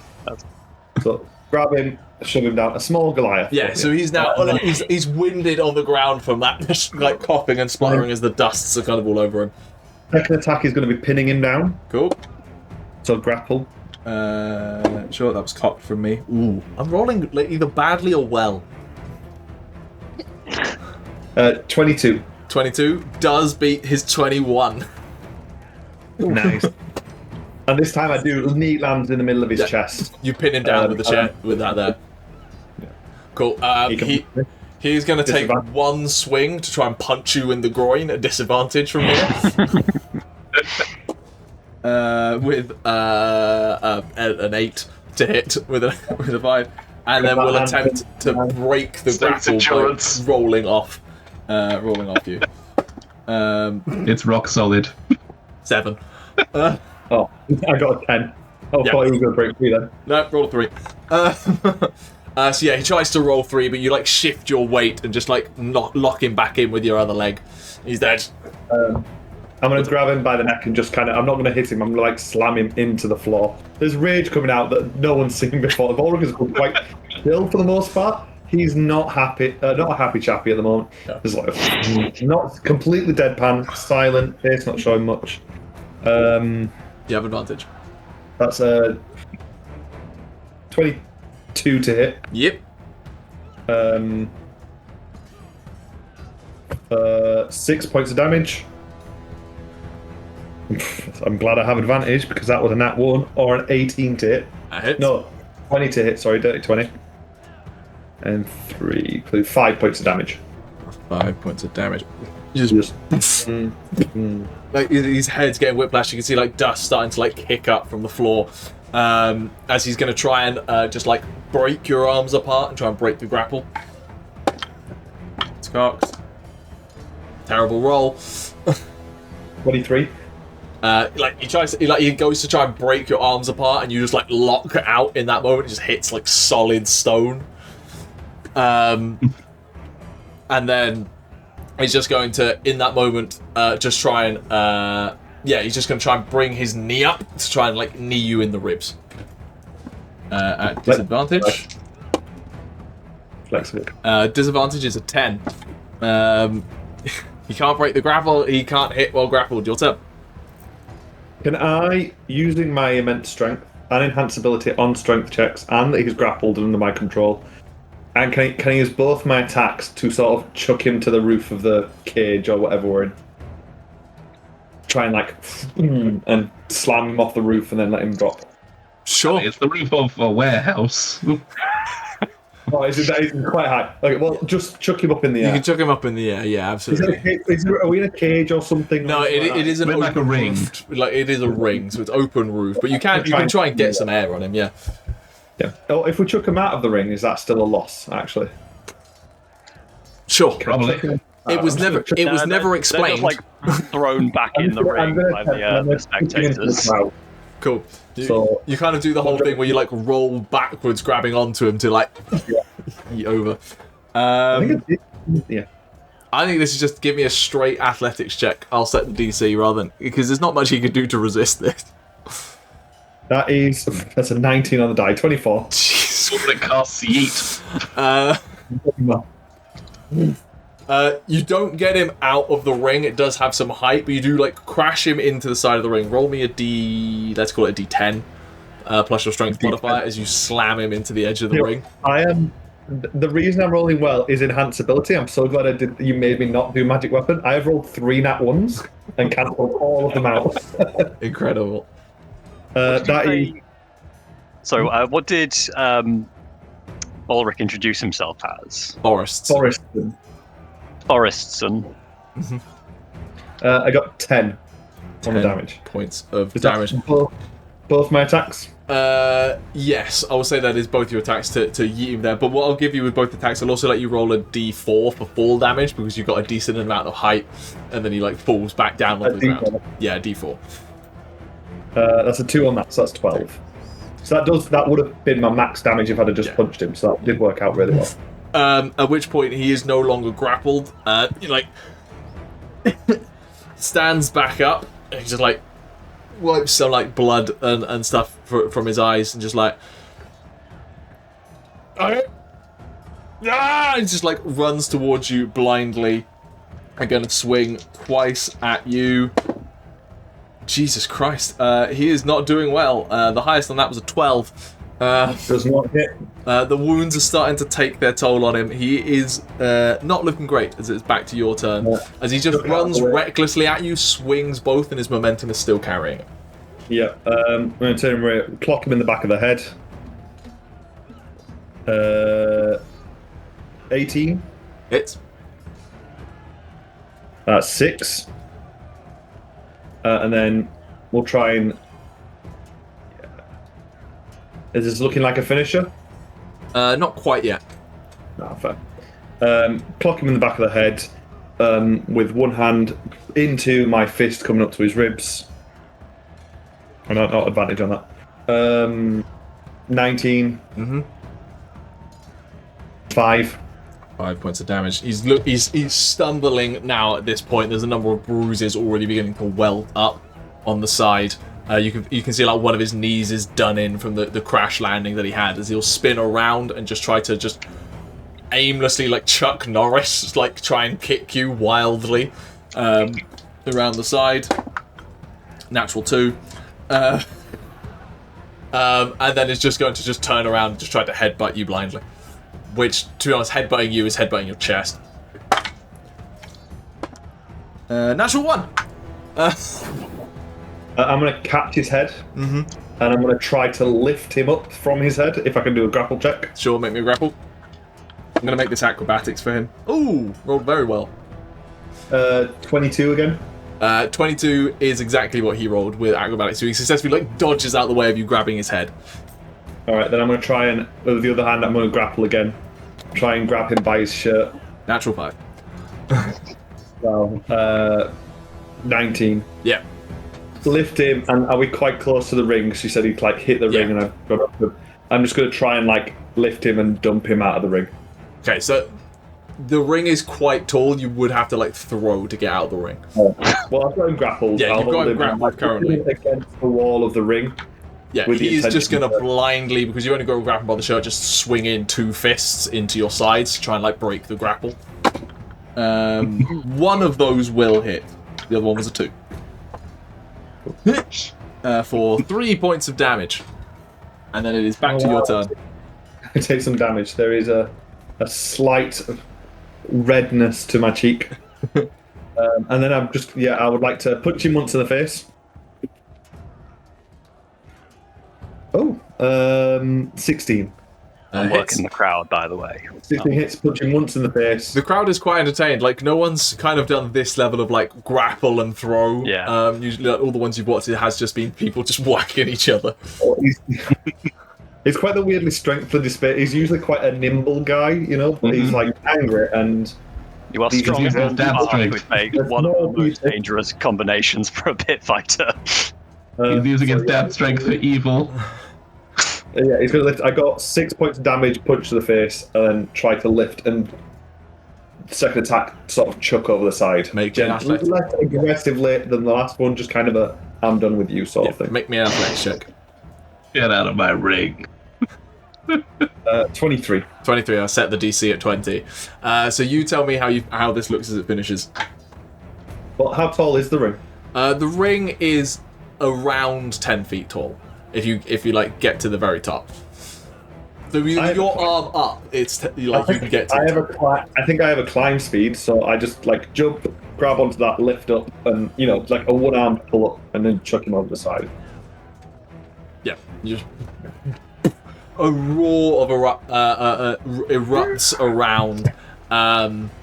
You can see Arquen having buoyed up the crowd in various spots. I'm shouting out like names for Balrick. I'm like, yeah, the Goliath from the gutter, the rock and the hard place, the Ranger of Danger. They're getting worse. It's like I was drinking as I was doing it, so they're getting like worse. So I'm like, They got better. They absolutely got better. the avalanche. Oh, the avalanche. Balrick does one solemn fist towards Arquen, and then goes to quietly leave. Yeah, the cage is opened back up for you. You are handed a large frothing tankard. As you're like, pass to the next person. Yep. It's like that's your reward for winning a fight. Good job, you had your fun. And then you can go collect. Can we get all our your bets. rewards after each fight ends? Because I'd like to get my silver to put on myself now. Yes, you do get payouts after each fight. Excellent. I'll put 10 silver on myself. Cool. Keep tracking these yourselves. Yeah. I'll put another 5 copper on. I mean, I can tell you where this is going to end with money, but yeah, the odds of you losing these fights is quite small. These are just shit pants. Yeah. You're adventurers. I started with 5 silver. Come on, yeah, I know. This is big for me. I don't know, just keep doubling. Even way quicker. Next up, there is a call for the Bronze Knight, which is met with a lot of the fuck from the crowd. So I also go into the bathrooms, A, for a shit, and B, I would like. So basically, I'm wearing my bronze sun helmet. You're in one cubicle shitting. Balrick is in another cubicle snorting. Don't worry, I'm also casting things on myself. So I'd like to cast Shield of Faith, which kind of I want to make it look like I've got this bronze sheen across myself, like I'm wearing body glitter. You applied bodybuilder oil. Yeah. I have my helmet on. I've got one of my pauldrons on, like my scale pauldrons, like a Thracian style. And then I'm just glistening. Sure. Fuck yeah, let's go. So your AC is what at the minute? If you'll allow me to have the bits of armor I'm wearing, kind of Shield of my Faith. Gamberson. Nope. No, then 12. 12. You have no dex mod? No. Thought you did. I wear chainmail and have a fucking kite shield. I don't need it. Where does the +2 come from? The Shield of Shield of Faith. Faith. Yeah, which I will have to make a lot of con saves on. Concentration. Because I will be So, hey, his body every glitter's come time. off. Maybe Yes. there'll be an 11 or a 10 in there, which would have hit otherwise. Yeah. As the call also goes out for Darn, and you see wandering up this large, very hairy, straight up man that you swear could have been crossed with an ox. He is broad chested. He puts Ximori's chest up for competition in terms of width. How handsome is he? How handsome is he? Not at all. This man looks like a ship's crate was dropped on his face when he was 16. He can wear a bag. It's fine. How do you do when you want to give him a bag? And the fight begins. Please roll me initiative. Yeah, fuck yeah, let's go. Okay. 15. Beats a 9. Yeah. I am folk hero just buoying up the crowd. I'll take the dodge action as part of my I'm sort of wooing myself up and everything. Cool. He doesn't waste any time. You see him sprint down. You see the wood crack underneath his foot as he rushes towards you, and he's going to try and grab your shirt to just straight up headbutt you as his first attack. Cool. At disadvantage. That is an 11. Does not fucking yeah. As he just meets the helmet. I'm too glittery. Full on.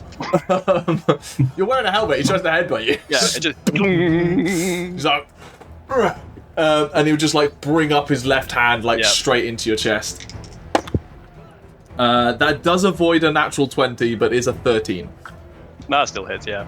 As you take maximum damage, 7 points of bludgeoning damage. Whoa. He gets a solid blow in, just gives you an ugly grin where you see broken teeth. But yeah, it's fucking nothing to me. I've been sliced and stabbed and through bolts through the neck and stuff. Not too bad. I then just both 2 hits in his or try to get 2 hits into his ribs. Go for it. That is an 18 on one and a 17 on the other. Both hit. Perfect. 2d4 plus 8. That is 14 damage. Ooh. Yeah, just 2 real quick jabs into him. I'm just going to take. Oh, I need to roll 2.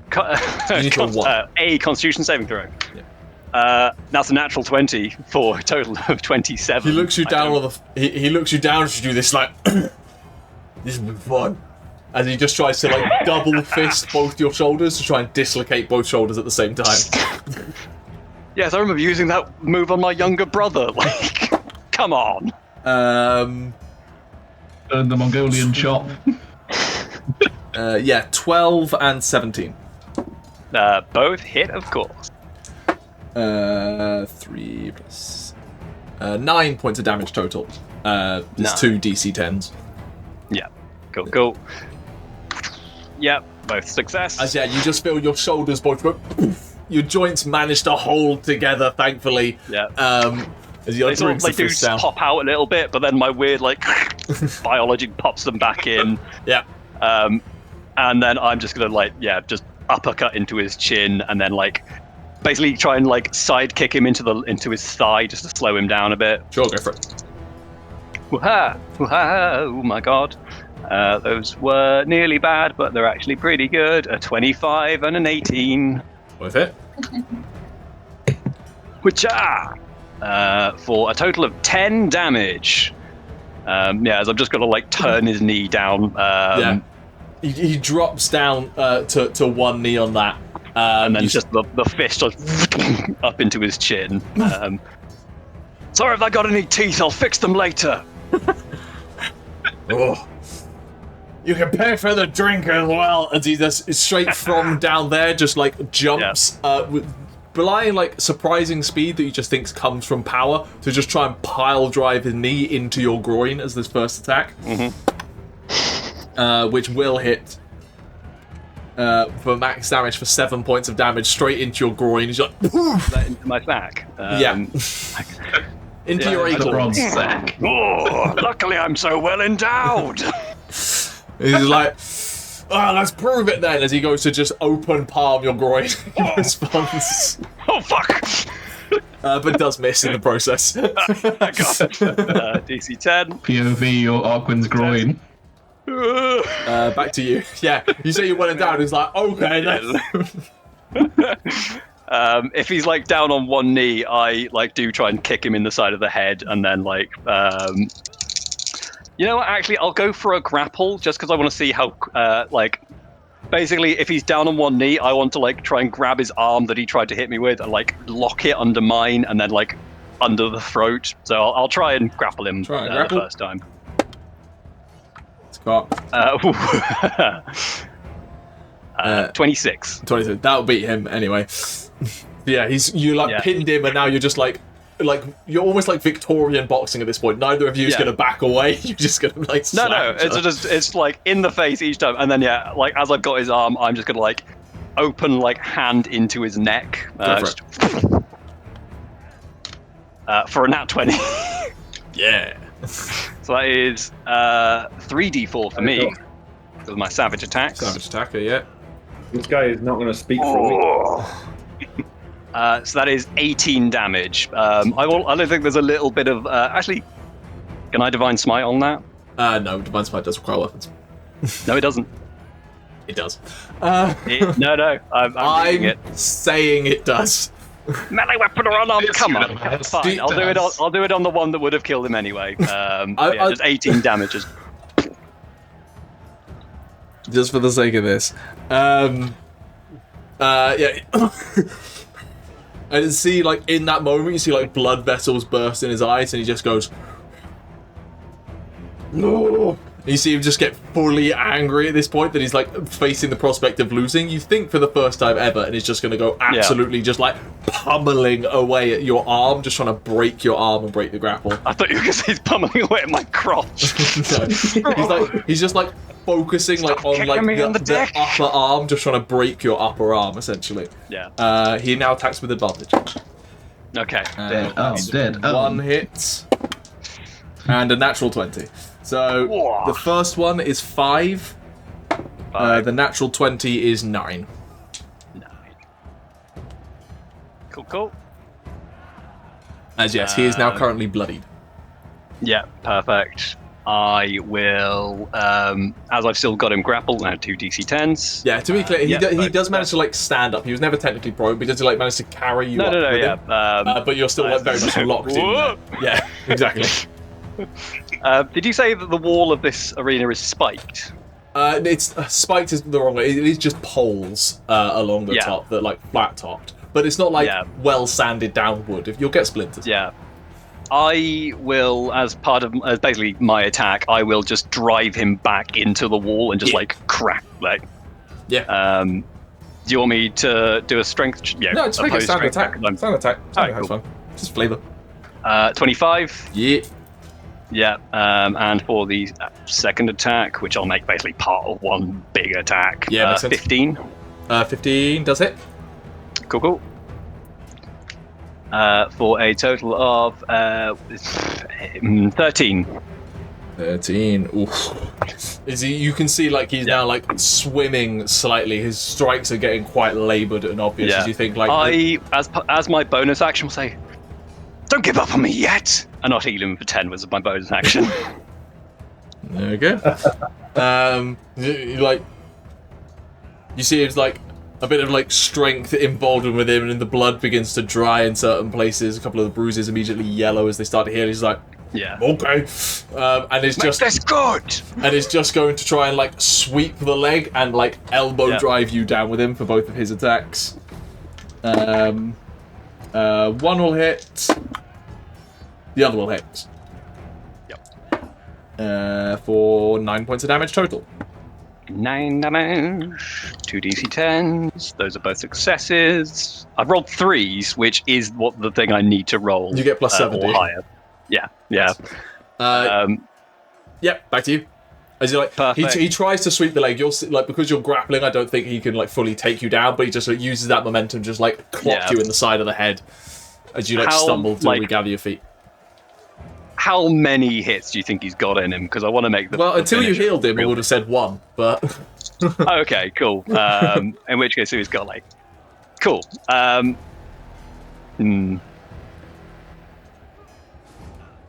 want to make the last one real good. And if you'll allow me to, the last one that would have killed him anyway, use a Divine Smite as flavour.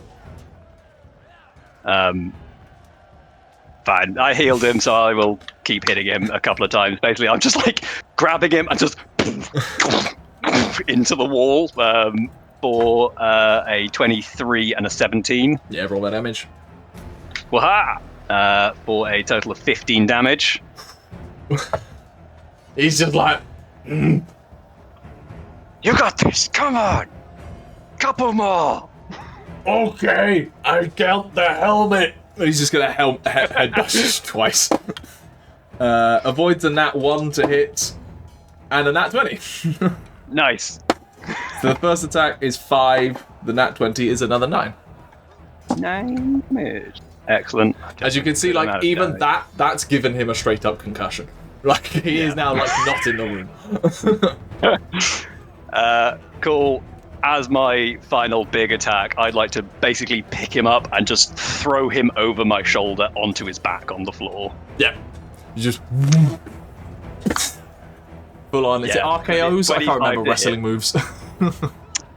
No, I can't remember what that one, like, what that's called. That's just a throw, really. That's just an over the shoulder. Yeah. I like there to be like basically a great burst of white light, a little bit as his back just like crashes into the floor.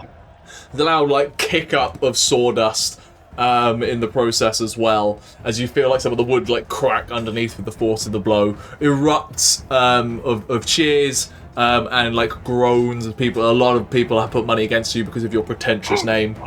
And people are just straight up booing you to some extent. Yeah, I'm the heel. I will go over, give him 5 hit points, and like help him up. Let's get a drink. Yeah. Slap his face. Knock him out. You are handed a drink as you enter for your as you exit. Sorry, for your victory. I'll pass it to him and then get my gold. Yep.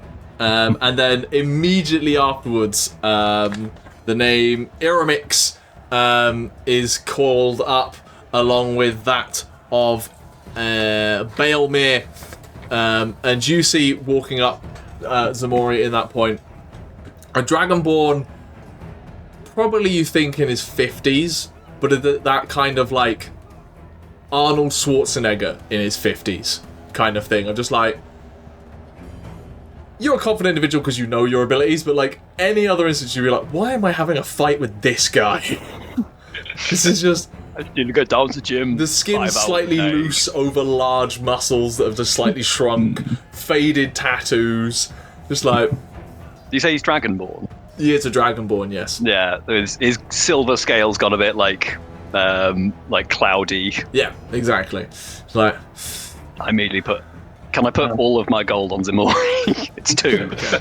I know that's like big action round here, but yeah, this is like the big final fight of the evening, so people are kind of like doubling down on bets.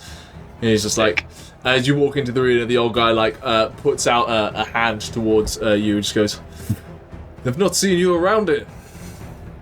Let's make it a good Been out of it. Yeah. Been out of the game for a while. No. Taps you on the shoulder. Oh, yeah, sort of respectfully back. Just to check, Gethin, when the damage dice went up, does that mean that my hulking body one has gone up as well? I'm going to say no, you deal enough damage anyway. Fair. Get Roll the other initiative. D4 out. 18. 18 does win. Right. Bonus action. Raging. Who I'm saw not. that coming? I'm not animalistically raging. Sure. Just like, let's have some fun. And I'd like to just sort of test it out first of all, just with a massive overhand swing. Just Go for it. going reckless. That is a plus 18 to hit. Does hit.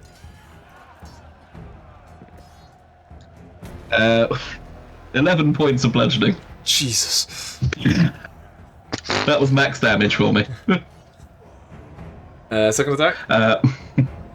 And how did you take the first one? Like gives you a look of like slightly unexpected. Like he sees your build, but like that came with a force that he wasn't quite expecting. And for my second attack, I'd basically like to duck under his arm, put my hand on his chest, and just shove him back as far as I can. Okay, he's making that attack. So I'm just shove? making this a shove. Make an athletics check. You have to beat a 13. That is a 26. All right then, kid. And he just comes running in with like well-formed fists. Everyone else has obviously been like haymakers. This guy seems to have been doing this a long time and has learned some kind of techniques. As he comes running in with advantage for a 21 to hit. Hits. And a natural 20 to hit. Both hit. So the original attack deals 6 points of damage. Half to 3. And the crit, 15 points of damage. Half to 8? Half to 7, right now. Half to 7. As he, just like hits you in the side just to like bring your chin like up and slightly exposed, and then just counters that momentum to like whip crack your head back around, and you like have to dig your heel in to stop spinning. You're like, this guy knows what he's doing. Yeah. Yeah, not bad. Let's put on a show, eh? What I'd like to do in return is just basically stomp on his thigh. Mm-hmm. So that's an unarmed attack, first of all. Go ahead, Reckless again, because this is fun. That is 21. That hits. That is 8 points bludgeoning. 8 points bludgeoning damage. And I'd basically like to use that as a springboard to sort of leap up and double X on top of his head. Go for it. That's so close to a nat 20. Instead, it's a 19 on the dice for 25. That hits. For 6 points of bludgeoning.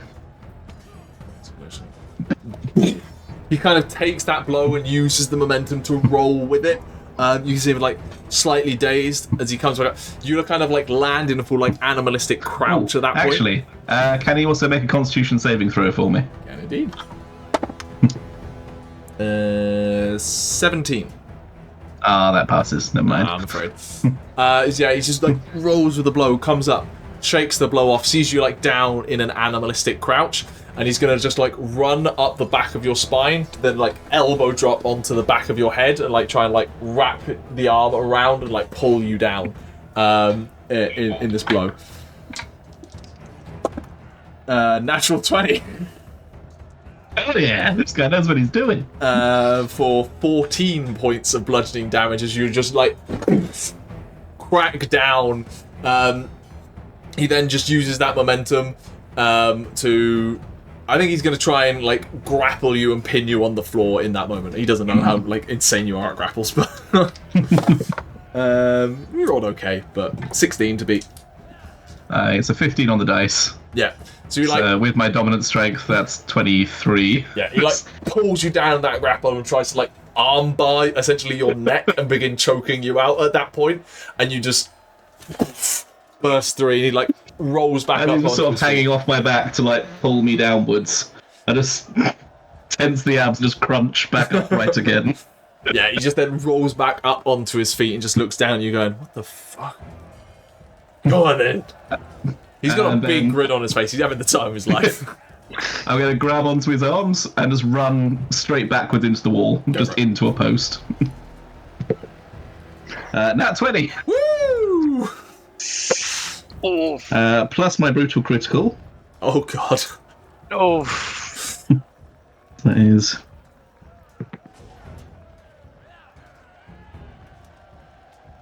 14 points of bludgeoning. Okay. And then I'm going to, so as he's just wheezing behind me. Yeah, just pinned up against the wall. Grab the head and just chuck him over my shoulder straight into the ground. Go for it. 17 on the dice. It hits. For another 6 points of bludgeoning. He rolls, he rolls with the blow, but you can see like he takes an extra second to kind of like stand back up onto his feet as he's beginning to like waver slightly. You can see like a fountain of blood coming out of his mouth and nose. Let's have another con save as well. Oh, that's a 10. Right, so that crippling blow means that you can let's make it can't take reactions. Cool. As I then just like walk away, just showboating to the crowd, like, come on! As he kind of like looks around the crowd as well, just like with a grin on his face, almost like he's finally met someone worth fighting in the ring at this point. Those of you who are paying attention to him, he does the full like Henry Cavill like reload of the arms. You got it there. Yeah, we got. I couldn't hear you, but I got what you meant from the.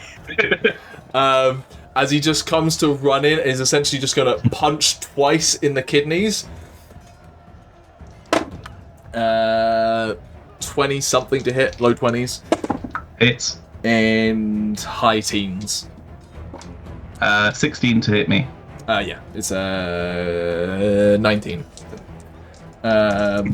So those. Oh, I'm rolling really well for his die. 10 and 7 points of damage. 10 takes me to there.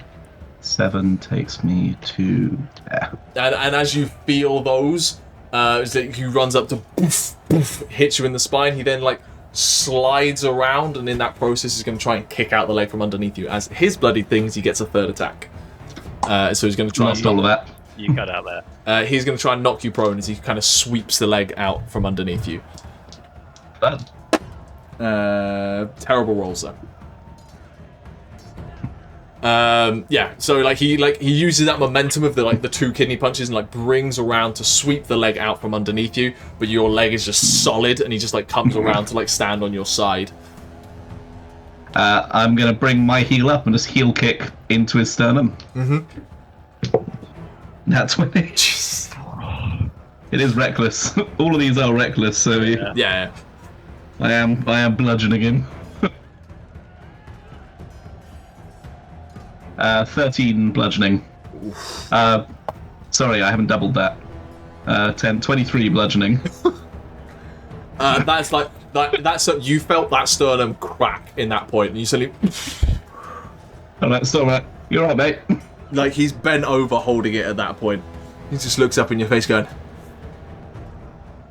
"Do it." Alright. I just basically open hand, smack him across the face, like. It's halfway between a throw and a hit. Just yeah. 16 on the dice. It hits. 7 points bludgeoning. 7 points of bludgeoning. As he just like crumples down to one knee, looks you up like with the swelling already hitting the eye, and he just goes, one more round. And then just like comes up and just like one full-on punch, just putting just everything into one punch to try and hit you. That one will miss. With advantage? Yep, got a 6 and a 9. That one will hit. That one will hit. So only so he tries to get like full power in this. You're reactive just enough to like pull slightly out of the blow of this massive uppercut coming underneath. It's the equivalent of all 3 attacks in one. But again, even with that like motion out of the way, the damage isn't really there for this.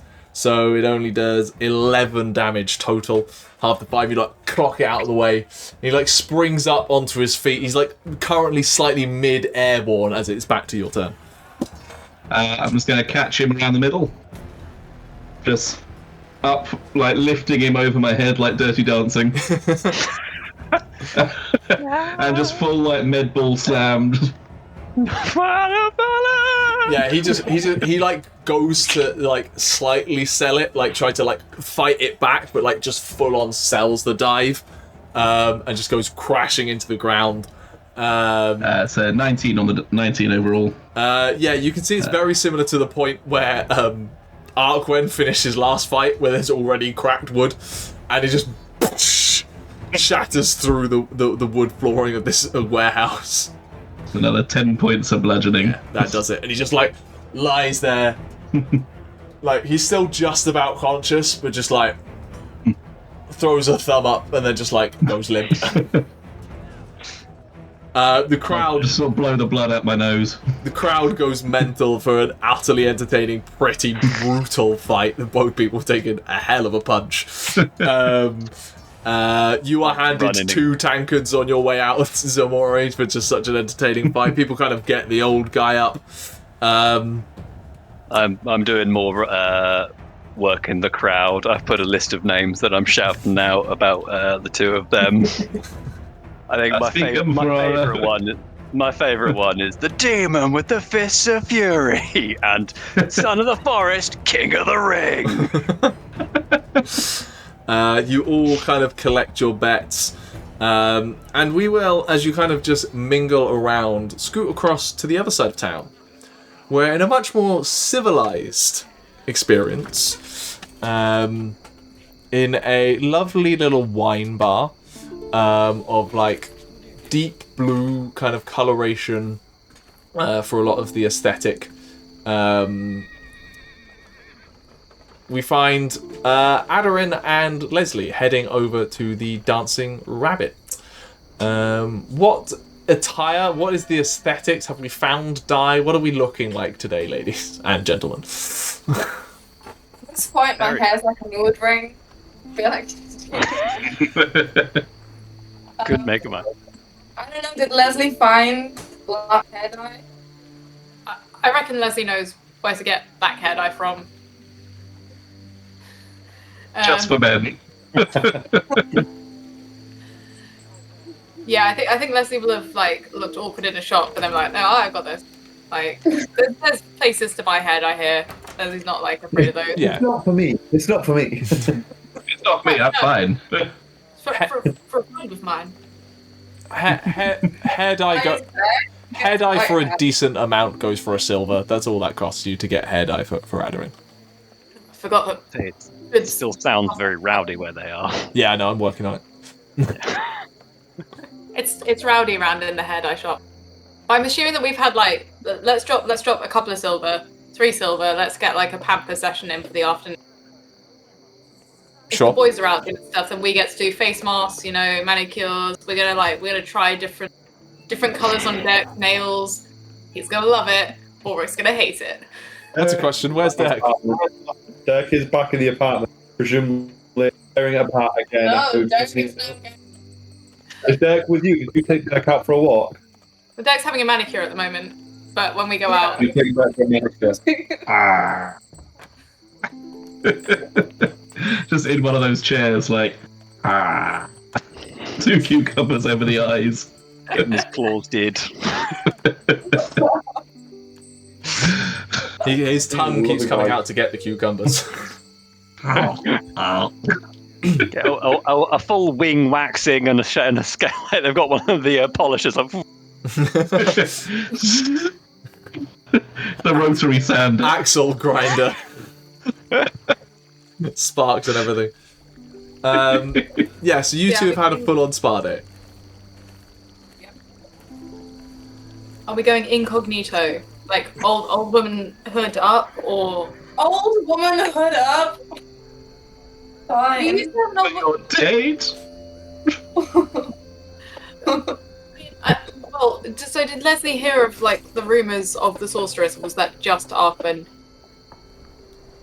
Arquen, you didn't hear it, but I mean, you might have ran into each other during the day, so it's up to. We had some time before we went off to the ring, so I would have let everyone know that there are some rumours going around. Oh, okay. But then it sounds like Aderyn might be able to go in whatever she wants to wear to her date. The girl looks better than I'll just wear normal clothes. And Lesley will just go more flamboyant to distract. Teamwork. Sorry, something now. Oh god, he's getting the stat block up. No. You don't want to fight? Cyric doesn't have a stat block. That way. He just rolls nat 20s. That's the only stat block I need.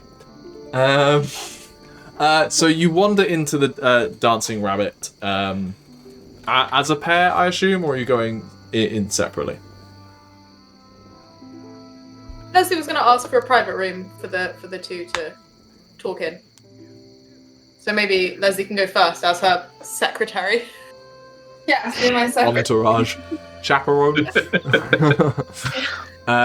So Lesley, you head over to the Dancing Rabbit first to kind of get a private room. as I say, it's a nice place. It's not a fancy place, right? It's still only in the upper city. It's not in the Dusk Ward, so it's not like this nobles and rich people only place. It's just a pretty nice tavern. So, like, instead of just exposed wood that beer could be spilled on, there are, like, as I said, like, deep blue tablecloths. The bar does have, like, a wine selection on show. It does have kind of small, you know, like, bars, like, pubs in the UK used to have, like, those, like, glass divider rooms kind of places. Like, those are the kind of side rooms that you can kind of rent out. So they're not necessarily fully cut off rooms, they're just kind of closed off areas of the bar. So you go to kind of get one of those. The whole place is lit by kind of candlelight rather than any kind of anything else.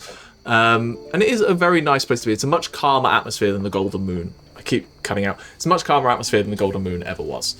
Then you head in.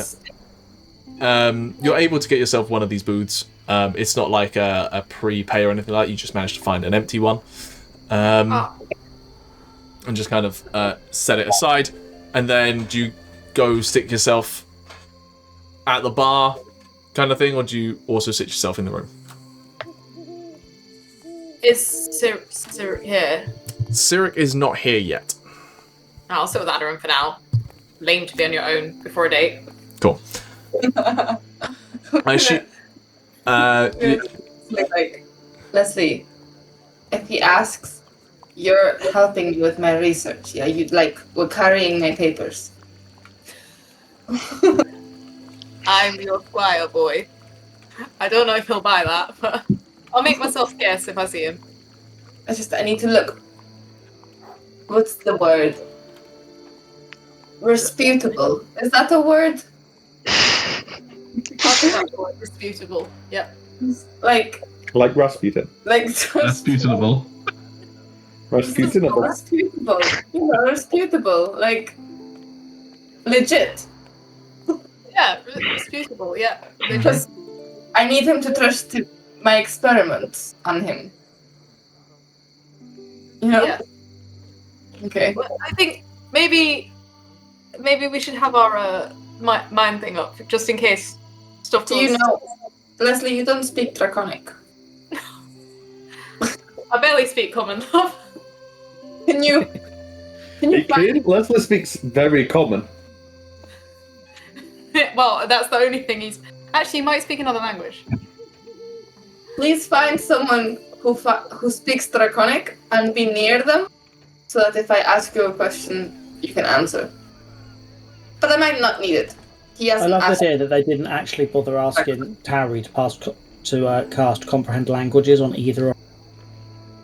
That would have been smart. These two have never shown an ounce of forethought in this campaign. Brain cell. You share one and it's not present. You share one and it's in the bank of Balrick. Yeah. Trust. Is there a dragonborn sitting at the bar that looks single and ready to mingle? Yes. That is such convenient luck. Whoa. Because I want this, I want you to decide what colour dragonborn it is. Oh wow. Hello. Colour doesn't matter, baby. What are we doing? What are you doing, Gethin? It still needs a colour. Matters from a taxonomic perspective. Does it affect their dialects? No. Roll a d12. Well, then Why 12? I don't know. There's 5 dragons of each type. Secret dragons. It's either a 10 or a 15. That's... Secret dragons. Oh, Jesus Christ, okay. On a 12, it's and that one, it's Tiamat. A 12, it's Bahamut. well. I walked into Bahamut again at the bar. It's a white dragon. Excellent. Do you want gender or Fine. No need to spoil it. Leslie's not bothered. Fair enough. Yes, there is a dragonborn at the bar, seemingly just enjoying a glass of rosé. Just like having an evening, reading what looks to be a book of some kind. You assume from this distance. But as you're kind of walking over to kind of get wine, you do see entering in through the front doors in... I have no idea. Give me a second. I'm going to try something. I'm so sorry. I'm going to try this.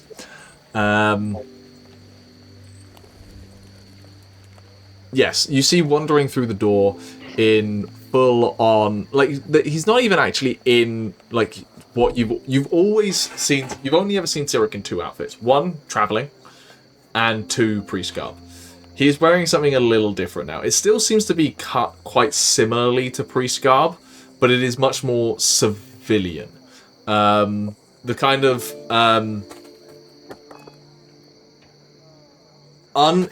his usual outfit is not super tailored, it's just kind of designed. This one is a much kind of closer cut. It's like a double-breasted jacket of some kind, quite a low, like large collar, kind of cuts across, almost buttons up far to the side here, rather than centrally. Again, he still seems to like the overall black aesthetic. That does seem to be his overall vibe. But you can see that the trousers have more like twin like piping stripes almost down the side that are of kind of pale blue, like a silvery moonlight blue kind of color. It would down have the side. matched my hair, Lesley. The black matches your hair, and the stripes are to make him go faster. As you see, and he's just wearing, and then underneath that, just like you see the shoes that he wore while traveling with you, like they're well worn like travel boots rather than the kind of almost like plimsoll like things that are worn around the cathedrals. You can just walk in and just kind of take a short look around, and just goes to go try and begins to walk up to the bar to try and ask whether. And he spots you, Lesley's like, Lesley, wonderful to see you again. It's a pleasant evening out, I must say. Enjoyed the walk. The weather is fine. You're looking very, very nice. Thank you. Been a while since I've had a reason to pull this kind of thing out. Don't get out to the general areas all that much these days. But here we go. Well, welcome out. Is there a particular drink you partake of? Can you drink? Oh, yes, certainly. All the time. But tend to prefer reds over any. But, I mean, if there's a bottle already that Aderyn is enjoying, I'm sure I'll enjoy it too. Is Aderyn here, actually? Or... Oh, yeah, she's just out over there, and I believe she had a bottle of red on the way to the table. Ah, wonderful. Well, please do join us if you wish. You're more than welcome to come join in the discussion. But very kind. I was just here to help carry Aderyn's work at work. Well, it's just behind over there. I will see you later. Certainly. And Lesley's going to scurry to the bar and order a bottle of red. Lesley's such a good wingman. How fine a bottle are you going for, Lesley? It's pretty fine. It's Aderyn, come on. Fine bottles of wine. Fine bottles of wine are 10 gold. The second finest. Call it 5 gold. Because Aderyn is the second finest. Lesley is. It's to show you that Aderyn enjoys the finer things, but isn't pretentious about it. Yeah. So we're talking 9 gold packs. You can get a 5 gold bottle of wine if you want to just get let's do that. A decent bottle of wine from the Dragon Crest coast is shortly going to be sent over as Cyric wanders over to your booth. Aderyn just there's a gentle knock at the table. You say it's kind of frosted glass. You can kind of see like the humanoid shape and the dark hair of, you assume, Cyric outside. It's at least the same rough dimensions. I welcome him. I'm Cyric, it's good of you to join me. I hope you weren't too busy. Define too busy, but I'm never too busy to discuss theological philosophy with an equal-minded individual. You seem to be quite interested in the topic before we got pulled away. Yes, it's been on my mind quite a lot recently. But please take a seat. Oh, thank you. He goes in, sits down, chair opposite you. So there's a small, round wooden table in here, with enough chairs to kind of fit. 5 people could reasonably fit in this room. 6 would be a squeeze. 4 people would have space, kind of thing. So there's the chairs to accommodate. He just kind of takes a seat down on the table. I don't hope you were. I certainly hope you weren't waiting long. Was there any particular topic you wanted to discuss? I'm quite intrigued by the royal family and their ties to the Dragoness. I'm quite intrigued of late in my research, the connections, the potential connections between people and dragons, and whether dragons could perhaps latch on as observers of specific individuals. Fascinating topic. I don't have much experience I can't think of much from a theological point of view that it applies to, but we can start with the royal family, if nothing else. Records, genealogical, and the certainly go back, tracking their family line all the way back to Rethmexiel, the first emperor and child of Kelarashi, all the way back to there, and they claim that lineage all the way through to now. So it's quite hard to disagree with the divine nature of their lineage. Of course, if you want to get into heretical discussions, then it's a debate as to whether Rethmexiel himself was a child of Kelarashi or simply a hero from a time where records were less well kept. For what it's worth, I do firmly believe that he was the child of Kelarashi. It's not a heretical discussion that I'm prone to, but it's been made previously through the history of the Empire, let's say. I believe when we last left off, we were discussing, the cave and whether... Well, as the legend foretells, Rethmexiel told his then daughter to reopen the Jade Caves in what is now Faith's Call after 40 days. And when they were reopened, all that was inside was the 3 gifts that he originally arrived at the city of Ashavar, that is now Andemon, waiting inside. The names of them gone from my head. The purple leaf tea tree, a single kind of small sapling of that.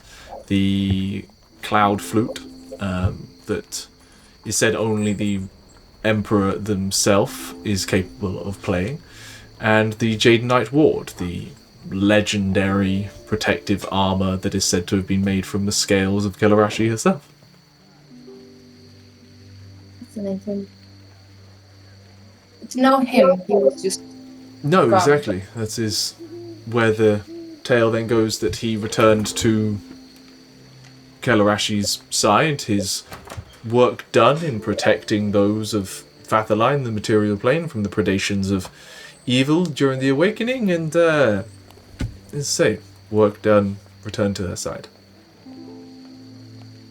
Tell me, sir, in your research, have you ever come across any scripture or any tellings of beings that are eyes?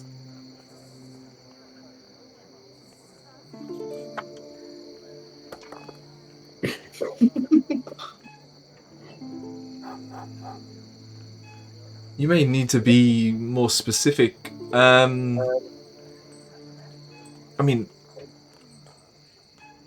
some level, there is some concepts of being watched and I mean, there's a whole branch of Jadenite theology of Dragoness's eyes watching over, ensuring we are, depending on your definitions, behaving or safe.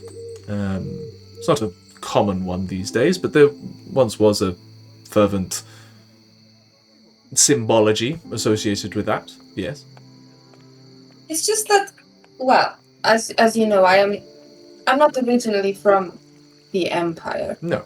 The reason I became fascinated with Empire theology was the Dragoness herself.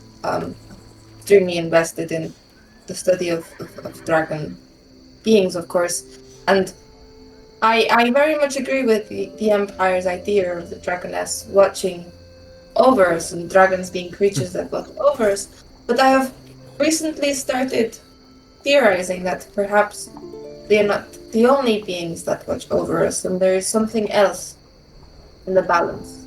You know? As you say that, there's a knock on the door just in time as a bottle of wine is presented to the room. Cyric just. Oh yeah, please help yourself. Would you like a glass? I hope you don't mind if it's red. No, it is my preferred choice. Similar taste. I'm just gonna try and get him drunk. Do you pour yourself a glass or not? Yeah. Okay. So I'm just gonna say.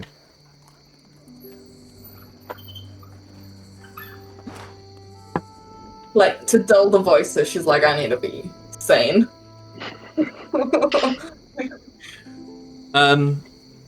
Cyric, upon drinking a glass of wine, goes, I mean, there is tellings.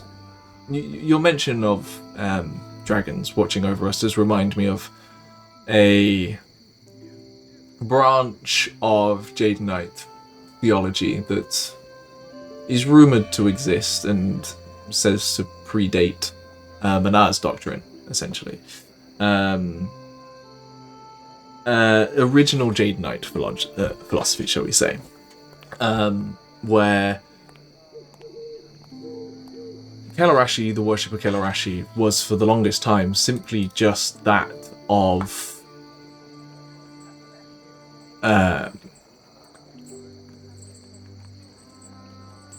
dragons and dragonkind and their role within Elvoria, within the material plane, as a family of guardians for the world and the people therein. And each one playing a role within that, from the mightiest dragons themselves down to dragonels, drakes, and even dragonborn, all playing a role within a wider family that is designed to protect the world from dangers and ensure the overall harmonious continuation of mortal existence. It's what little research I've done into dragons themselves, connected to the arcane concept of dragons being entities bound to the existence of the material plane, as it were. Religion often finds a way, as it were, but let's say the Manaz doctrine has altered it somewhat. There are many things about the Empire that I think contradict themselves.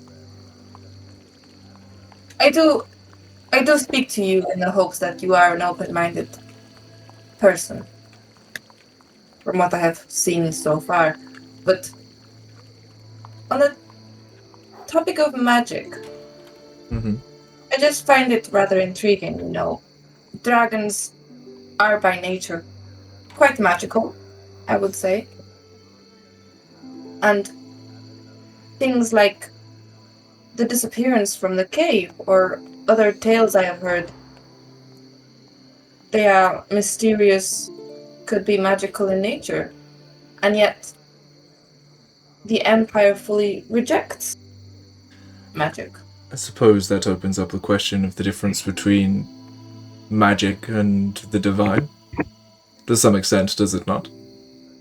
Where does the border between divine power and the blessings and will of gods cross over into the wielding and touching of magic by mortals?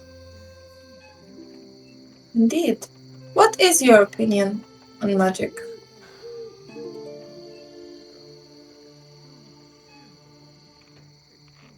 I have seen some value in its existence. I have also read many tales of the dangers thereof, from the Calcaneus plague that ran rampant through this empire, not mere generations ago, to the dangers that Rethmexiel Pure the fires that he put out from the errant sorcerers of Fathaline kingdoms of ages past. I understand the dangers and therefore the fear that many have spun within to religion, but upon meeting you, I've done more research into dragons themselves than perhaps I have ever done in quite a long time, and I can't deny the line seems blurred when it comes to those beasts. I agree. I do hope to continue researching, especially, well, as you have met, Dirk is slowly learning to speak a little better, and I'm hoping he shares more about his style too. Yes, speaking of Derek, that is a topic that I wouldn't mind getting onto. I assume he's fine.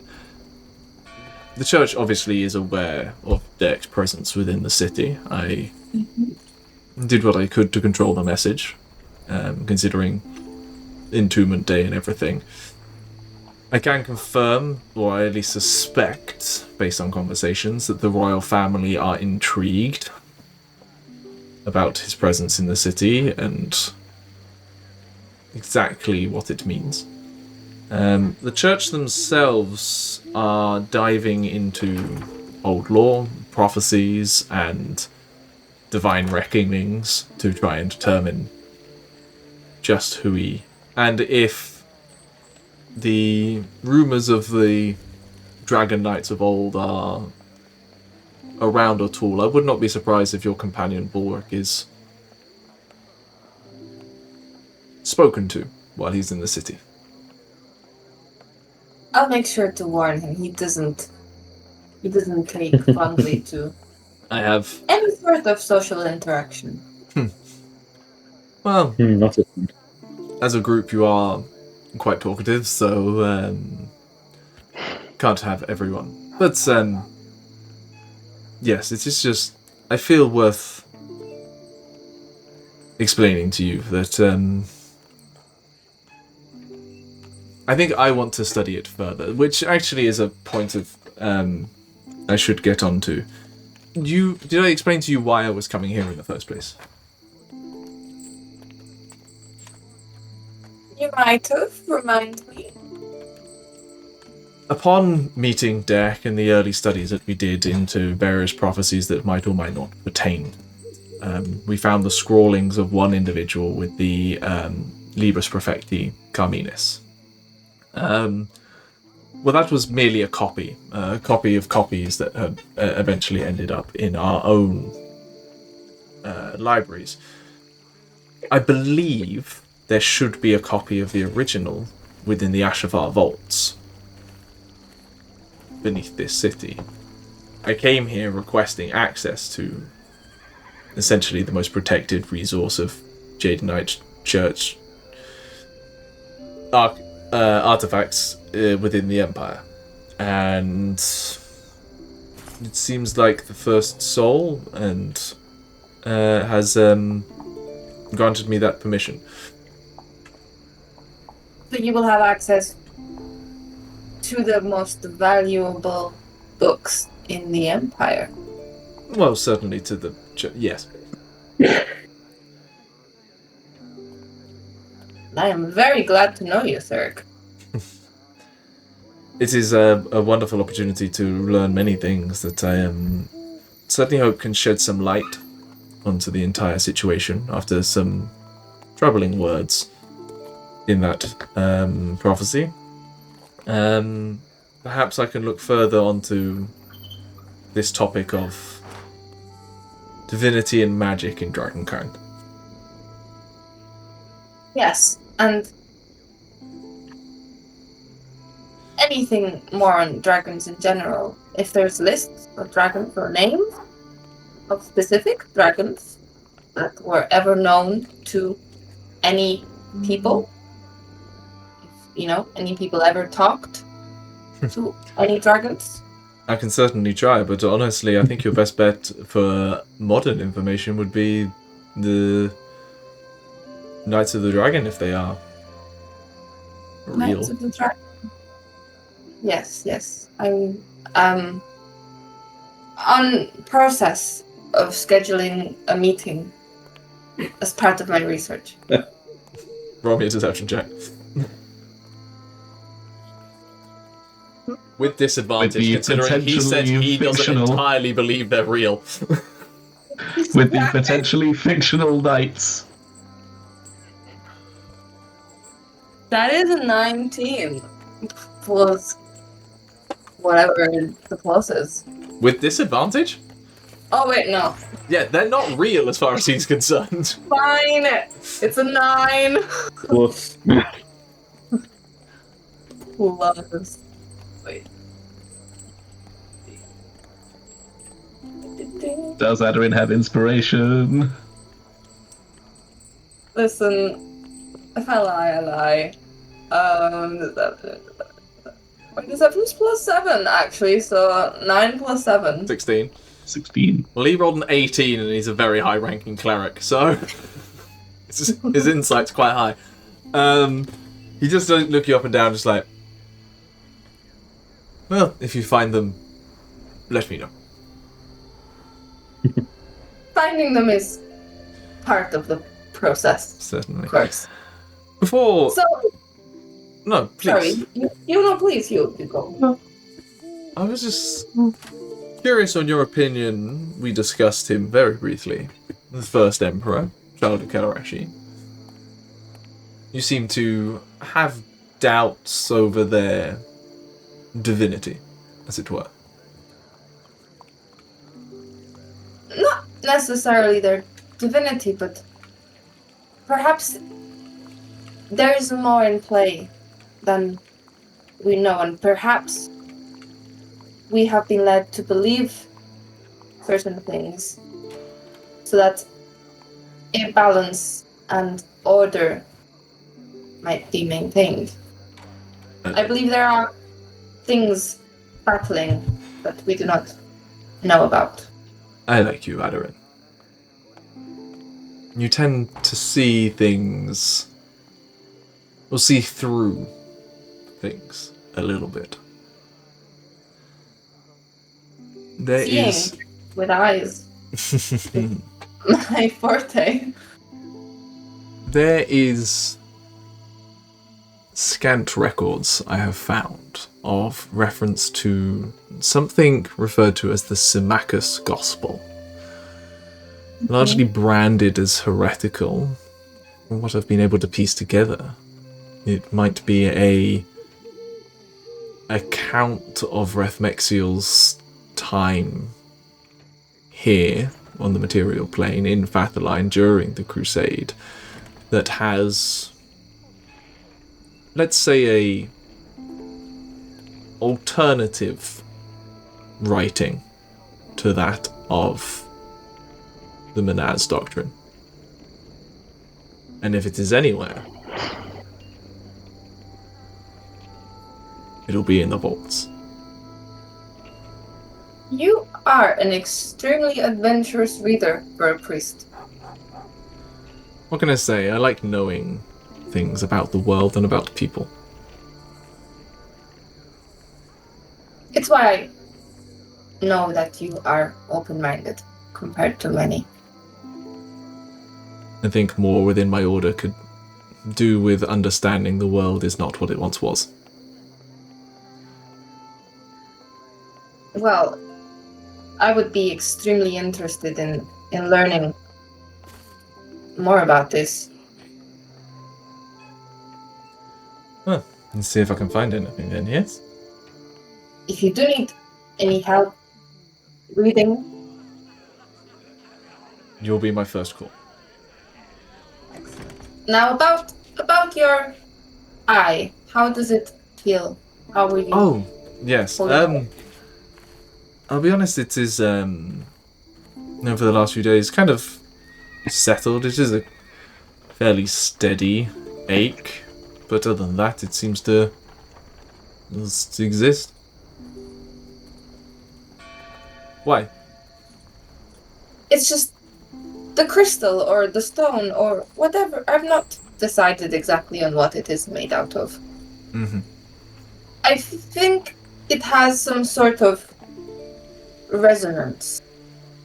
It has something that I haven't figured out yet, but I think it could help. Could help with what exactly? I don't know. Then that sounds like something that needs to be uncovered.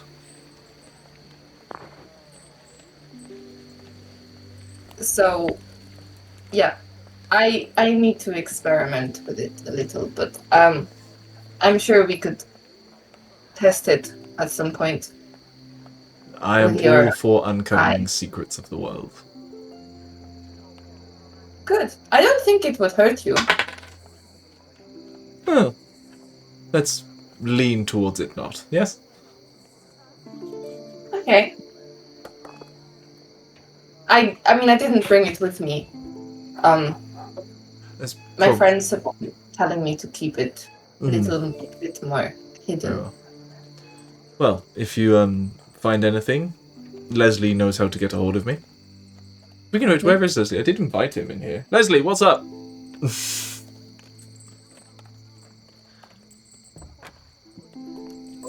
Lesley has been sat next to the Dragonborn, waiting for Aderyn to ask, like, for various phrases, and just waiting for the in. Leslie's tried to strike up like a friendly conversation. This Dragonborn sitting there is amicable enough to conversation and introduces themselves as Genvia. And so she said, it's a excellent vintage. Indeed. Wait, that's not Lesley. Indeed. It changed nothing. She's like politely also like continuing to read a book during this as well. It's no noticeable change. It's important for me. And I believe I'm also looking at an excellent vintage. What is it that you're reading? Oh, this is the Carnegie Charge. It's a classic piece of literature. Is it like an Empire piece of literature, Yes. or is it? I'm afraid I'm not from around here. We don't have this in the south. Pray, what is it about? It is about a individual who their parents lost in a war, is given to be the charge of a lord in one of the distant provinces of the Empire, and it details the slow dealing with the trauma of losing one family and accepting a new family in a, let's say, interesting environment. Jesus, Geffen, pull that out of your butt much. That's horrifying. It is a tale of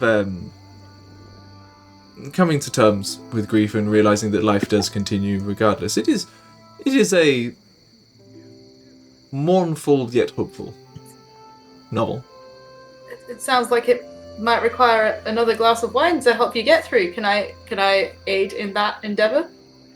I won't say no. And possibly you could tell me more about this Lord character. Certainly.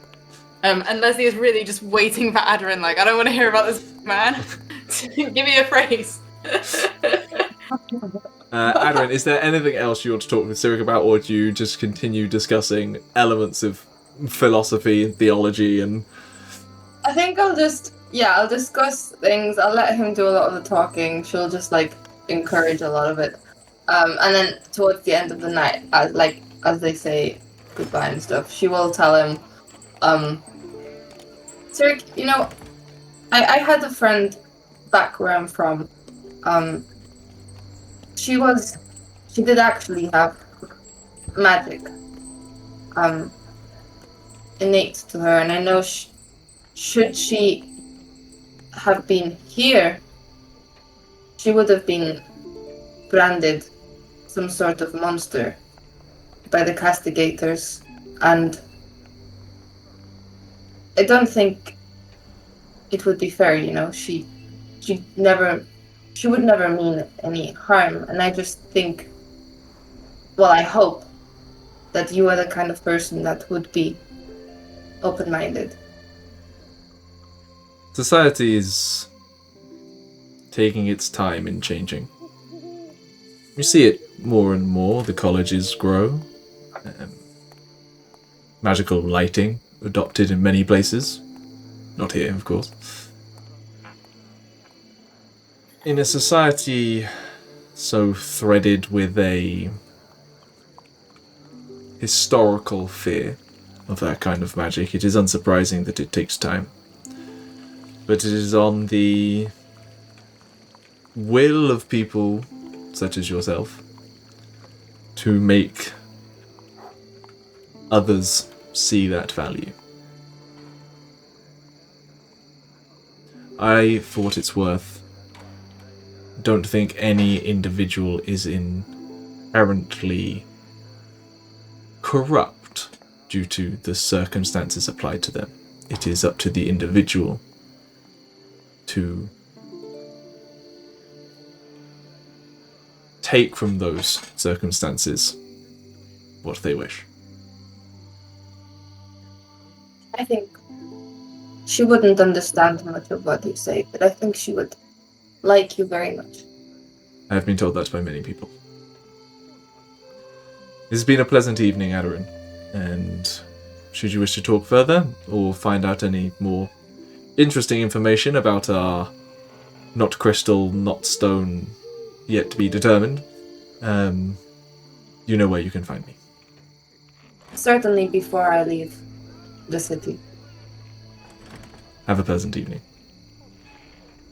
He finishes his glass of wine. There's still a little bit left in the bottle as he steps up and heads out. You do get the overall feeling that Cyric he's just fascinated by the world, and when people say one thing so consistently and to the line, what are they not saying either side? That's where he really gets into. Before we finish this chapter of our story, we're going to jump back to the pit fight down in the Ebullient Wharf as crowd has started to thin, and the four of you are like counting your coins. The golden, Four of them. the golden-skinned tiefling saunters up to the four of you. For outsiders, you are, well, remarkably successful. Almost like this is beneath your talent and skill levels. I don't know, he did have to wear a helmet to sort of stand up with it. Well, Never used it though, and I always targeted the body. It was a nice bit Ready of to do blowing something. off steam. I'll be honest, if anything, the two of you, and she points to Balrick and Ximori, were perhaps the more visually entertaining of the two, although I can't deny the success of your bronze-helmed companion either.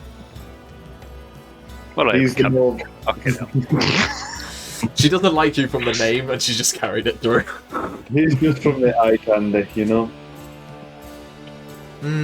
I can certainly agree that perhaps he brings a certain layer to the visuals of his form, if not his methods.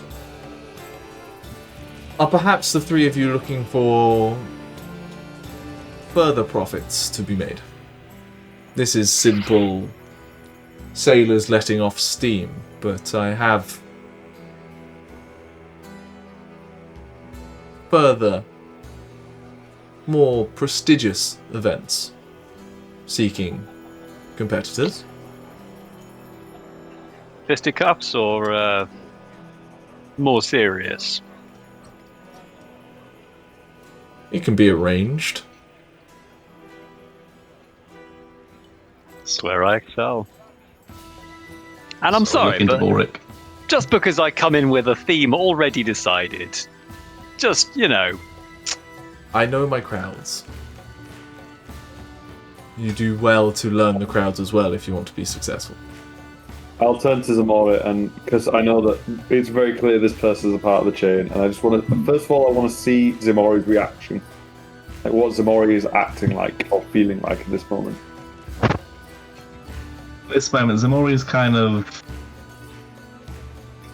felt good to punch somebody who knows what they were doing, and like feels like he got something out of it.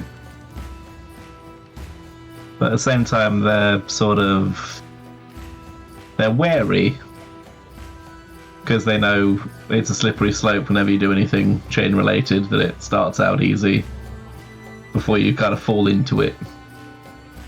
It's just kind of more sort of looking to Balrick of like, you're the smart one, is this a good idea? I'll give a nod and I'll turn back and I'll go, we're only in town for a short amount of time. A one-time gig? I'm just looking for competitors. No promises, but we might have interest. I need to know within the next day at most in order to organize. By the end of the week, we will be having the event. You're going to be around here.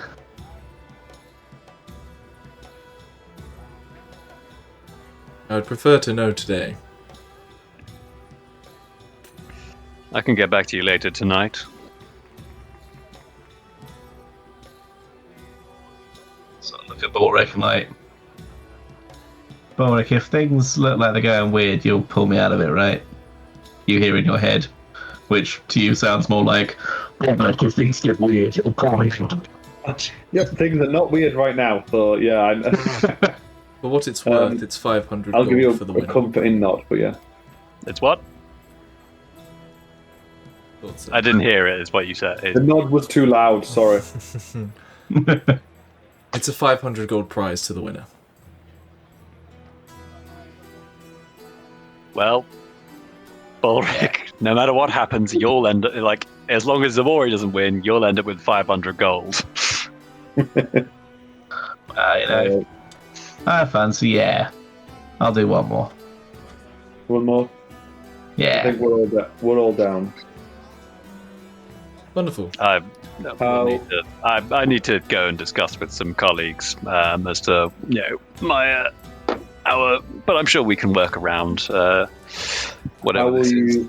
How will you contact us? Where are you staying? The burn. Golden Moon. The Golden Moon. There we There's been a lot of head trauma today. We will get a message to Shen, who will get a message to you as to the place to attend, time, and the agreed upon methods of combat. Excellent. Pleasure doing business with you, gentlemen. Lady? Yeah. Team, yeah, let's do a team fight. Hey. We'll hear from you later. Alright, come on, Tauri, let's get you some drinks that are, you know, more your standing. Anything That's 6 of them, they're fine at this point. Anything. You've got 40 silvers worth to spend on drinks. No, you've got 40 silvers worth to spend on drinks. I'll add another 40 silver. I'm broke again. You all, the four of you, begin to head back through the city. Invariably, at some point, Balrick, you do hear your dead wife's voice again, but you just know not to deal with it. You head back through the city, back to Background emotional damage. Balrick is like, the steam's blown off. He's like, oh, I'm feeling a lot better from that. Anger immediately. Probably walks past the alleyway. It's just like, Piss off, ghost! As you walk back to the Golden Moon Tavern, and Lesley and Aderyn saunter arm in arm the short distance from the Dancing Rabbit back to your penthouse at the top of the Golden Moon. We enjoy the fairly... And Dirk comes back from his manicure. And Dirk comes back from his manicure, click-clacking, with rainbow nails. Joining you back up on the road to the Golden Moon.